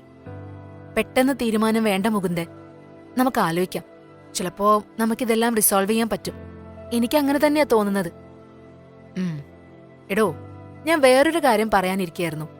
നെക്സ്റ്റ് വീക്ക് നമുക്ക് മാരേജ് രജിസ്റ്റർ ചെയ്താലോ? അർജുനും താരയും ഉണ്ടാകും. താര ഇപ്പൊ ഒരു ടൂറില്ല. അവള് വന്നാൽ ഉടനെ നിന്റെ അഭിപ്രായം കൂടി അറിഞ്ഞിട്ട് തീരുമാനിക്കാന്ന് വെച്ച. മഞ്ജരി അതിന് മറുപടി പറഞ്ഞില്ല. അവൾ ചിന്തയിലായിരുന്നു. എന്തെങ്കിലും കൺഫ്യൂഷൻ ഉണ്ടോ നിനക്ക്? No confusions. പക്ഷെ ഇപ്പോഴത്തെ അവസ്ഥയിൽ അത് ചെയ്യുന്നത് ബുദ്ധിയാണോന്ന്? ഇപ്പോഴത്തെ അവസ്ഥയിലാണ് അത് ചെയ്യേണ്ടത് എന്നാണ് എനിക്ക് തോന്നുന്നത്. മഞ്ജരി തലയാട്ടി. മുകുന്ദ ഡേറ്റ് ഫിക്സ് ചെയ്തോ? ചെയ്യാം. ആ സമയം മഞ്ജരിയുടെ ഫോൺ റിങ് ചെയ്തു. ലേഖയുടെ കോൾ. ഇത്തവണ എന്താണാവോ? മുകുന്ദുമായിട്ടൊരു പെർഫെക്റ്റ് ഹാപ്പി ലൈഫ് ആയിരിക്കും പ്ലാൻ ചെയ്യുന്നത്. നടന്നതുപോലെ തന്നെ. Good bye Lekha. ഇനി മേലിൽ എന്നെ വിളിക്കരുത്. This is final. Manjari phone cut ചെയ്തു. അഞ്ജന പറഞ്ഞത് യാഥാർത്ഥ്യമാണെങ്കിൽ ഇനി വൻ തോക്കുകളെയാണ് നേരിടേണ്ടത്. അവരുടെ മുന്നിൽ നിന്ന് തെറ്റിദ്ധരിപ്പിക്കാൻ ശ്രമിക്കുന്ന ഇവരെയൊന്നുമല്ല. മഞ്ജരി അവളോട് തന്നെ പറഞ്ഞു. അല്പം കഴിഞ്ഞ് അർജുനും അപ്പാർട്ട്മെന്റിലേക്ക് വന്നു. നീ സീരിയസ് ആയിട്ട് പറഞ്ഞതാണോ ജോലി വിടുവാണെന്ന്? അത് ജോലി മാത്രമല്ല അർജുൻ. വീട്ടുകാരുമായിട്ട് ബന്ധമില്ലെങ്കിൽ പിന്നെ അവരുടെ ഹോസ്പിറ്റലിൽ നിൽക്കുന്നത് എന്തിനാ? പിന്നെ എന്റെ മുന്നിൽ വേറെ വഴിയൊന്നും തോന്നുന്നില്ല. എന്തെങ്കിലും ചെയ്തില്ലെങ്കിൽ അവർ മഞ്ജരിയെ തേടിയെത്തും. എന്താ സംഭവിക്കാന്നറിയില്ല. എന്ത് സംഭവിക്കാൻ? ഇങ്ങനെ പേടിപ്പിച്ച് നിർത്തല്ലാതെ നിന്റെ അമ്മയും ആദിത്യയും ഒക്കെ വേറെന്തെങ്കിലും ചെയ്യൂന്നാണോ കരുതുന്നത്? അറിയില്ല. അമ്മയ്ക്ക് മഞ്ജരിയോട് പക പോലെയാ. ആദിത്യ അതിനെല്ലാം എരിയേറ്റാനും. അവന് അവന്റേതായ ഉദ്ദേശങ്ങളുണ്ട്. ഇന്നെനിക്കൊരു അനോണിമസ് കോൾ വന്നിരുന്നു. ഞങ്ങളുടെ ബന്ധം വേണ്ടെന്ന് വെച്ചില്ലെങ്കിൽ മഞ്ജരിക്ക് അത് നല്ലതിനല്ലാന്ന് പറഞ്ഞു. പക്ഷേ എടാ, നിന്റെ റെപ്യൂട്ടേഷൻ ഇത്രയും കാലം ഉണ്ടാക്കിയതെല്ലാം പോവും. പലരും പ്രചരിപ്പിക്കുന്ന കള്ളക്കഥകൾ സത്യമാണെന്ന് പറയും ആളുകള്. മുകുന്ദ് ചിരിച്ചു. നമുക്ക് ഏറ്റവും വേണ്ടപ്പെട്ടയാൾ അപകടത്തിലാണെന്ന് പറയുമ്പോ അതിനേക്കാൾ വലുതാണോ കരിയറും ജീവിതവും ഒക്കെ? അത് പറഞ്ഞപ്പോഴാ ഓർത്തത്. ആദിത്യ നിന്റെ പുറകെ മാത്രമല്ല കേട്ടോ. അവൻ മഞ്ജരിയുടെ പാസ്റ്റ് ചകഞ്ഞു നടക്കുക. എന്തെങ്കിലും കിട്ടിയാൽ അത് ഇവൾക്കെതിരെ പ്രയോഗിക്കാന്നും പറഞ്ഞു. അവൻ ഏറെ ദൂരം പോയി കഴിഞ്ഞു അർജുൻ. അർജുൻ പോയതിനു ശേഷം മഞ്ജരിയും മുകുന്ദും കാര്യമായി ഒന്നും സംസാരിച്ചില്ല. രണ്ടുപേരുടെയും മനസ്സിൽ അവർക്ക് താങ്ങാനാവുന്നതിലുമധികം ഭാരമുണ്ടായിരുന്നു. രാത്രി ഉറങ്ങാൻ കിടക്കുമ്പോൾ മഞ്ജരി ചോദിച്ചു, നമ്മൾ തെറ്റെയ്യാണെന്ന് മുകുന്ദന് എപ്പോഴെങ്കിലും തോന്നിയിട്ടുണ്ടോ? നിന്നെ സ്നേഹിക്കുക എന്നത് ഒരു തെറ്റാണോ മഞ്ജരി? പക്ഷെ മുകുന്ദേ, വൈ യു ചോസ് മീ? ഞാൻ പലപ്പോഴും ചോദിക്കണമെന്ന് കരുതിയതാ. മുകുന്ദ് അവളെ നോക്കി ചിരിച്ചു. മെല്ലെ അവളുടെ കയ്യിൽ പിടിച്ചു. Because you are everything I don't have but I want. നീ പറയുന്ന കാര്യങ്ങൾ എന്നോട് ആരും പറഞ്ഞിട്ടില്ല. നിന്റെ കൂടെ ഇരിക്കുമ്പോൾ സമാധാനം അതെനിക്ക് മറ്റെവിടെയും കിട്ടിയിട്ടില്ല. പക്ഷേ അതിന് വലിയ വിലയാണ് മുകുന്ദിന് കൊടുക്കേണ്ടി വരുന്നത്. അതൊന്നും വിഷയമേ അല്ല. നീ കൂടെ ഉണ്ടെങ്കിൽ ഐ ക്യാൻ ഹാൻഡിൽ എനിത്തിങ്. മഞ്ജരി അതിന് മറുപടി പറഞ്ഞില്ല. അവൾ അവന്റെ നെഞ്ചിൽ തലവച്ച് കിടന്നു. ഉറങ്ങാനായി കണ്ണടച്ചു. സ്റ്റീഫൻ അന്വേഷണം തുടരുകയായിരുന്നു. ലേഖ, ആദിത്യ, മാധവി അങ്ങനെ മഞ്ജരിയുടെ സംശയ ലിസ്റ്റിലുള്ളവരെ കേന്ദ്രീകരിച്ചായിരുന്നു അയാളുടെ അന്വേഷണം. ഒരാഴ്ച കഴിഞ്ഞു. സ്റ്റീഫൻ മഞ്ജരിയെ വിളിച്ചു. മഞ്ജരി, നേരിൽ കാണാനാവുമോ? എന്താ സ്റ്റീഫൻ? ഞാൻ വരാം.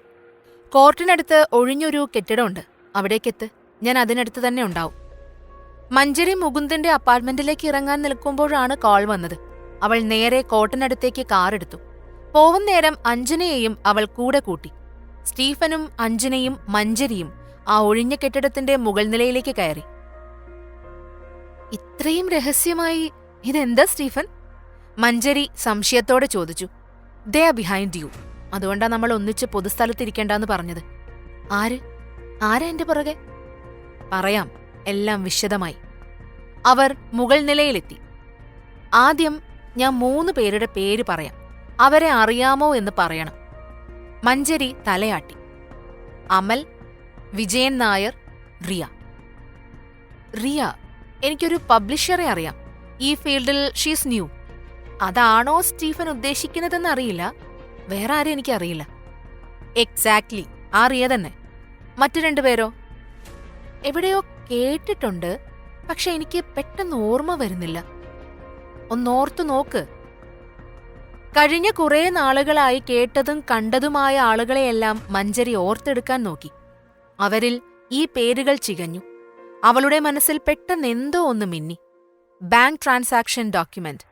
മുകുന്ദ് എസ്റ്റേറ്റിലെ ഹിഡൻ റെക്കോർഡുകളിൽ നിന്ന് തപ്പിയെടുത്തത്. യെസ്. അവളുടെ കണ്ണിലെ തിളക്കം കണ്ടപ്പോൾ സ്റ്റീഫൻ ആശ്വാസമായി. കൃഷ്ണമേനോന്റെ ഹിഡൻ അക്കൗണ്ട് വഴിയുള്ള ട്രാൻസാക്ഷൻ, അത് ഞാൻ സ്റ്റീഫനോട് പറഞ്ഞിരുന്നില്ലേ? അതിൽ ഈ പേരുകളുണ്ടായിരുന്നു. സ്റ്റീഫൻ പുഞ്ചിരിച്ചു. അത് തന്നെയായിരുന്നു ഞാൻ അന്വേഷിച്ചിരുന്ന ഉത്തരവും. എങ്കിലേ ലിങ്കുകൾ കണക്റ്റഡ് ആവൂ. കാര്യം പറ സ്റ്റീഫൻ, എന്തെങ്കിലും കുഴപ്പമുണ്ടോ? നിങ്ങൾ സംശയിച്ചില്ലേ നമ്മൾ അറിഞ്ഞതല്ലാതെ എന്തെങ്കിലും ഉണ്ടാകുമോ എന്ന്? സത്യത്തിൽ നമ്മൾ അറിഞ്ഞ സത്യമെന്ന് പറയുന്നത് അവർ നമുക്ക് നീട്ടിയെറിഞ്ഞ അപ്പക്കഷണങ്ങൾ മാത്രമാണ്. എന്നുവെച്ചാ അപ്പോ അതൊന്നും സത്യമല്ലേ? എന്ന് പറയാൻ പറ്റില്ല.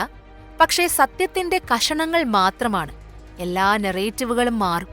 ഡോക്ടർ രവി പറഞ്ഞതുൾപ്പെടെ. മഞ്ജരി കണ്ണു തള്ളി നിന്നു. അവൾ സ്റ്റീഫന്റെ വാക്കുകൾക്കായി ശ്രദ്ധയോടെ നിന്നു. സ്റ്റീഫൻ പറഞ്ഞതെല്ലാം കേട്ട് മഞ്ജരി കണ്ണു തള്ളിയിരുന്നു. അവന്റെ ഓരോ വാക്കുകളും ഇടുത്തി പോലെയാണ് അവളുടെ കാതിൽ വന്ന് പതിച്ചത്. പ്രതീക്ഷിച്ചതിനും അപ്പുറമാണെല്ലാം. മുകുന്ദും അവളും അന്വേഷിച്ചു നടന്നത് വെറും മൂടുപടം മാത്രം. അതിനെല്ലാം പിന്നിലാണ് യഥാർത്ഥ നാടകം അരങ്ങേറുന്നത്. അറിഞ്ഞതൊന്നുമല്ല സത്യം. മുന്നിൽ എല്ലാവരും ചൂണ്ടിക്കാട്ടിയയാളല്ല വില്ലൻ. അവർ കഥയുടെ ഒരു ഭാഗം മാത്രം. വെറും കാലാളുകൾ. അവർ തങ്ങളെ തേടുകയായിരുന്നു. മുകുന്ദ്, അവനെന്തെങ്കിലും പറ്റുമോ? മഞ്ജരിക്ക് ശരീരം തളരുന്നതുപോലെ തോന്നി. എത്രയും പെട്ടെന്ന് മുകുന്ദിനടുത്തെത്തണം. എല്ലാം പറയണം. താനും മുകുന്ദും അപകടത്തിലാണ്. ഇതാണ് ഇപ്പൊ വരെ മനസ്സിലാക്കിയിരിക്കുന്നത്. ഇനിയും എന്തെങ്കിലും അറിഞ്ഞാൽ ഞാൻ അപ്ഡേറ്റ് ചെയ്യാം. Okay Stephen, thank you so much. ദാ ഇത് കയ്യിൽ വെക്കൂ. ഞാൻ പറഞ്ഞതിന്റെ എല്ലാം തെളിവുകൾ ഇതിലുണ്ട്. തലയാട്ടിക്കൊണ്ട് അത് വാങ്ങി മഞ്ജരി നടന്നു. അവൾക്ക് പിന്നാലെ അഞ്ജനയും. മഞ്ജരി, സ്റ്റീഫൻ വിളിച്ചത് കേട്ട് അവൾ തിരിഞ്ഞു നോക്കി. Be very careful. എത്രയും പെട്ടെന്ന് ആക്ട് ചെയ്യണം. എന്റെ എന്തെങ്കിലും ആവശ്യമുണ്ടെങ്കിൽ വിളിക്കണം. പിന്നെ പരമാവധി ഒറ്റയ്ക്ക് പുറത്തിറങ്ങാതിരിക്കാൻ ശ്രദ്ധിക്കണം. മഞ്ജരി ചിരിക്കാൻ ശ്രമിച്ചെങ്കിലും അത് പുറത്തു വന്നില്ല. അവൾ താഴേക്കിറങ്ങി. കുറെ ദൂരെയായി പാർക്ക് ചെയ്തിട്ടിരുന്ന കാറിന് നേരെ നടക്കുമ്പോൾ അവൾ ആലോചനകളിലായിരുന്നു. ആ സമയം മുകുന്ദ് മാധവിയെ കാണാനായി വീട്ടിലെത്തി. നീ വരാൻ ഇത്ര താമസിച്ചതെന്താ മോനെ? നേരത്തെ ഞാൻ പ്രതീക്ഷിച്ചു. മാധവി തെല്ല് പരിഹാസത്തോടെ പറഞ്ഞു. അമ്മേ, വെറുതെ ഞങ്ങളുടെ ജീവിതം വെച്ച് കളിക്കരുത്. ആശുപത്രിയിൽ നടന്ന കാര്യങ്ങളിൽ വരെ അമ്മയുടെ കൈയുണ്ടെന്ന് മനസ്സിലാക്കിയിട്ടാ ഞാൻ വരുന്നത്. നീ ഈടെയായിട്ട് വെറും ഡ്രാമയാവുന്നുണ്ട് കേട്ടോ. എഴുത്തുകാരിയുടെ കൂടെ കൂടിയതിന്റെ ആവും. ഞാൻ എന്ത് ചെയ്തിട്ടുണ്ടെങ്കിലും അത് നിന്റെ നല്ലതിനു വേണ്ടിയാ. മഞ്ജരിയെയും എന്നെയും പ്രൊഫഷണലി തകർക്കാൻ നോക്കി. ഇപ്പൊ അവളുടെ ജീവൻ എടുക്കുമെന്ന ഭീഷണിയും. ജീവൻ എടുക്കണമെങ്കിൽ എനിക്കതെന്നേ ആവാമായിരുന്നു. നീ വെറുതെ ഓരോന്ന് ഭാവന ചെയ്യാണേ. ഞാൻ പറഞ്ഞില്ലേ, എഴുത്തുകാരി.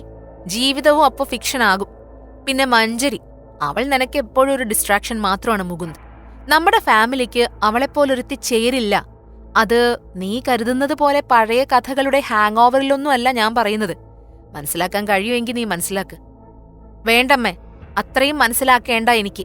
ഒന്നും മനസ്സിലാക്കിയത് തന്നെ ധാരാളം. നിങ്ങളാണ് എല്ലാം തകർത്തത്, എന്റെ അച്ഛനെ വരെ. മാധവിയുടെ മുഖം വിളറി. മുകുന്ദ് എന്നെങ്കിലും തന്നോടങ്ങനെ സംസാരിക്കുമെന്ന് അവർ സ്വപ്നത്തിൽ പോലും കരുതിയിരുന്നില്ല. അവർ വിഷാദത്തോടെ ചിരിച്ചു. ഇപ്പൊ നീ പറഞ്ഞതിന് ഞാൻ മറുപടി പറയുന്നില്ല. നീ എല്ലാം ഉപേക്ഷിച്ചു പോയാൽ നിനക്ക് പിന്നെ ഒന്നും അവശേഷിക്കില്ല. ഫാമിലി, കരിയർ, റെപ്യൂട്ടേഷൻ, ഒന്നും. അവൾ അതിനേക്കാളുമൊക്കെ വർത്താണോ? ഇപ്പൊ അമ്മ പറഞ്ഞതില്ലേ, അത് ഞാൻ ഇത്രയും കാലം കഷ്ടപ്പെട്ട് നേടിയതാ. അതാ അമ്മ തകർക്കാൻ നോക്കിയത്. ഇനി മഞ്ജരി, ഇതെല്ലാം ചേർത്താലും അവളുടെ അത്ര ആവില്ല. ബിക്കോസ് എനിക്കെവിടെയും കിട്ടാത്ത സന്തോഷവും സമാധാനവും അതാണവള്. മാധവി അവനെ നോക്കി. അവരൊന്നും മറുപടി പറഞ്ഞില്ല. മഞ്ജരി നേരെ വീട്ടിലേക്കാണ് പോയത്. കേട്ട കാര്യങ്ങളെല്ലാം സ്വയം വിശ്വസിക്കാൻ അവൾക്ക് അല്പം സമയം വേണമായിരുന്നു. അതിനാൽ തനിച്ചിരിക്കണമെന്ന് അവൾക്ക് തോന്നി. സ്റ്റീഫൻ കൈമാറിയ ഡോക്യുമെന്റ്സ് എല്ലാം അവൾ പരിശോധിച്ചു. അതെല്ലാം നോക്കുന്തോറും അവളുടെ കണ്ണിൽ ഇരുട്ട് നിറഞ്ഞു. പുറത്ത് ശക്തമായി മഴ പെയ്യുന്നു. പെട്ടെന്ന് വാതിലിൽ മുട്ടുകേട്ടു. തുറക്കാനായി എഴുന്നേറ്റപ്പോഴാണ് സ്റ്റീഫന്റെ വാക്കുകൾ ഓർമ്മ വന്നത്. ആരാ? പുറത്തുനിന്ന് മറുപടി ഉണ്ടായില്ല. അവൾക്ക് സംശയം ഇരട്ടിച്ചു. നോക്ക്, ആരാണെന്ന് പറയാതെ ഞാൻ വാതിൽ തുറക്കില്ല. വാതിലിൽ മുട്ടുന്നത് നിന്നു. മഞ്ജരി ചെവിയോർത്തു. പെട്ടെന്ന് ആരുടെയോ ശബ്ദം കേട്ട് അവൾ ഞെട്ടി. രക്ഷപ്പെടാൻ കുറെ സമയമുണ്ടായിരുന്നു. പക്ഷെ അപ്പോഴൊന്നും നീ പോയില്ല. ഇനി അതില്ല. മഞ്ജരിയുടെ തൊണ്ടയിൽ ശ്വാസം കുടുങ്ങി. അവളുടെ ശരീരം കിടുങ്ങി വിറച്ചു. ഇത്രയും കാലം സംശയം മാത്രമായിരുന്നു. എന്നാൽ ഇപ്പോൾ അത് സത്യമായിരിക്കുന്നു. ആരോ തനിക്ക് പിന്നാലെയുണ്ട്. അയാൾ തന്നെ വെറുതെ വിടില്ല. പെരുമഴയത്തും അവൾ വെട്ടിവിയർത്തു. പുറത്തുനിന്ന് പിന്നീട് ശബ്ദമൊന്നും കേട്ടില്ല. എന്നാൽ അവൾക്കാകെ ഭയം തോന്നി. ഫോൺ റിങ് ചെയ്തപ്പോൾ അവൾ ഞെട്ടി പിന്നോട്ടു മാറിപ്പോയി. അത് മുകുന്ദായിരുന്നു. Hello, hello Mukund. എന്താടോ ശബ്ദം വല്ലാതിരിക്കുന്നേ? മഞ്ജരി എന്ത് പറയണമെന്നറിയാതെ ശങ്കിച്ചു നിന്നു. മുകുന്ദ് എവിടെയാ? എടോ, വേഗം ബാഗ് പാക്ക് ചെയ്യ്. നമുക്കുടനെ ഇവിടെ നിന്ന് പോണം. എങ്ങോട്ട്? അതൊന്നും അറിയില്ല, പക്ഷെ പോയേ പറ്റൂ. വേഗം ആവട്ടെ. ഞാൻ ദാ കൂത്താട്ടോളത്തുനിന്ന് വരുന്ന വഴിയാ. 1 മണിക്കൂറിലെത്തും. ഞാൻ വന്ന് പിക്ക് ചെയ്യാം. തന്റെ കാർ അർജുൻ എടുത്തോളും. പിന്നെ മഞ്ജരിക്ക് എന്തു മറുപടി പറയണമെന്ന് അറിയില്ലായിരുന്നു. ഹലോ മഞ്ജരി, കേൾക്കാമോ? ഇവിടെ നല്ല മഴയാ. വേഗം റെഡിയാവേ. മുകുന്ദേ, ഇങ്ങോട്ടിപ്പ വരണ്ട. ഞാൻ എങ്ങനെയെങ്കിലും ടൗണിലെത്താൻ പറ്റുമെന്ന് നോക്കട്ടെ. നമ്മൾ പണ്ട് കാണാറുള്ള കഫേയില്ലേ, അവിടേക്ക് വരാം. അർജുനോടും അവിടെ വരാൻ പറഞ്ഞാ മതി. അതെന്താ, എന്തെങ്കിലും പ്രശ്നമുണ്ടോടോ? എല്ലാം ഞാൻ പറയാം. ഇത് മാത്രമല്ല, പലതും പറയാനുണ്ട്. എടോ, സത്യം പറ, ഓക്കെ ആണല്ലോ അല്ലേ? ആ, നമുക്ക് ടൗണില് കാണാം. അവൾ ഫോൺ വച്ചു. മഞ്ജരി എന്തോ അപകടത്തിലാണോ എന്ന സംശയം മുകുന്ദനുണ്ടായി. എത്രയും പെട്ടെന്ന് കൊച്ചിയിലെത്താനായി അവൻ കാറുമായി അതിവേഗത്തിൽ പാഞ്ഞു. മഞ്ജരി വേഗം കയ്യിൽ കിട്ടിയ ഡ്രസ്സും മറ്റ് സാധനങ്ങളുമെല്ലാം എടുത്ത് ഒരു ചെറിയ ബാഗിലാക്കി. സ്റ്റീഫൻ കൊടുത്ത ഡോക്യുമെന്റ്സും ലാപ്ടോപ്പും ഹാൻഡ് ബാഗിലിട്ട് അവൾ പുറത്തേക്കിറങ്ങാൻ നോക്കി. ജനാല മെല്ലെ തുറന്ന് പുറത്താരെങ്കിലും ഉണ്ടോ എന്ന് അവൾ നോക്കി. മുൻവശത്താരെയും കണ്ടില്ല. അവൾ മെല്ലെ വാതിൽ തുറന്ന് പുറത്തേക്കിറങ്ങി ഡോർ ലോക്ക് ചെയ്തു. മഴ കണക്കിലെടുക്കാതെ അവൾ കാറിനടുത്തേക്കോടി. കാറിൽ കയറി സീറ്റ് ബെൽറ്റ് ഇട്ട് വണ്ടി പുറത്തേക്കെടുത്തപ്പോഴാണ് അവൾക്ക് ശ്വാസം നേരെ വീണത്. ഇടയ്ക്കിടെ ആരെങ്കിലും തന്നെ ഫോളോ ചെയ്യുന്നുണ്ടോ എന്ന് അവൾ മിററിലൂടെ നോക്കി. അസ്വാഭാവികമായി ഒന്നും കാണാഞ്ഞപ്പോൾ മഞ്ജരിക്ക് ആശ്വാസമായി. കഫേയിലേക്ക് ഇനിയും 20 മിനിറ്റുണ്ട്. മഴയായതിനാൽ സ്പീഡിൽ പോവാനും കഴിയുന്നില്ല. റോഡിൽ നല്ല ട്രാഫിക്കും. അവൾ മെല്ലെ മുന്നോട്ട് നീങ്ങി. കുറെ കൂടി മുന്നോട്ടു പോയപ്പോൾ ഒരു ടീ ജംഗ്ഷൻ വന്നു. മറ്റു വണ്ടികളൊന്നും സൈഡിൽ നിന്ന് വരുന്നില്ലെന്ന് ഉറപ്പിച്ച് മഞ്ജരി കാർ മുന്നോട്ടെടുത്തു. എന്നാൽ അവൾക്കെന്താണെന്ന് മനസ്സിലാവും മുന്നേ കണ്ണടപ്പിക്കുന്ന വലിയ വെളിച്ചം അവളുടെ കണ്ണിലേക്ക് തുളച്ചു കയറി. ഒരു നിമിഷം. അതിനുള്ളിൽ എല്ലാം സംഭവിച്ചു. പാഞ്ഞു വന്ന ടിപ്പർ ലോറി മഞ്ജരിയുടെ കാർ ഇടിച്ചു തെറിപ്പിച്ചു. പലവട്ടം മലക്കം മറിഞ്ഞ് കാർ തല കീഴായി റോഡിൽ വന്ന് പതിച്ചു. കഫേക്ക് മുന്നിലെത്തി മുകുന്ദ് മഞ്ജരിയെ വിളിച്ചു. "The subscriber you have called is switched off." മറുപുറത്തു നിന്നുള്ള മറുപടി കേട്ട് മുകുന്ദ് തരിച്ചു നിന്നു.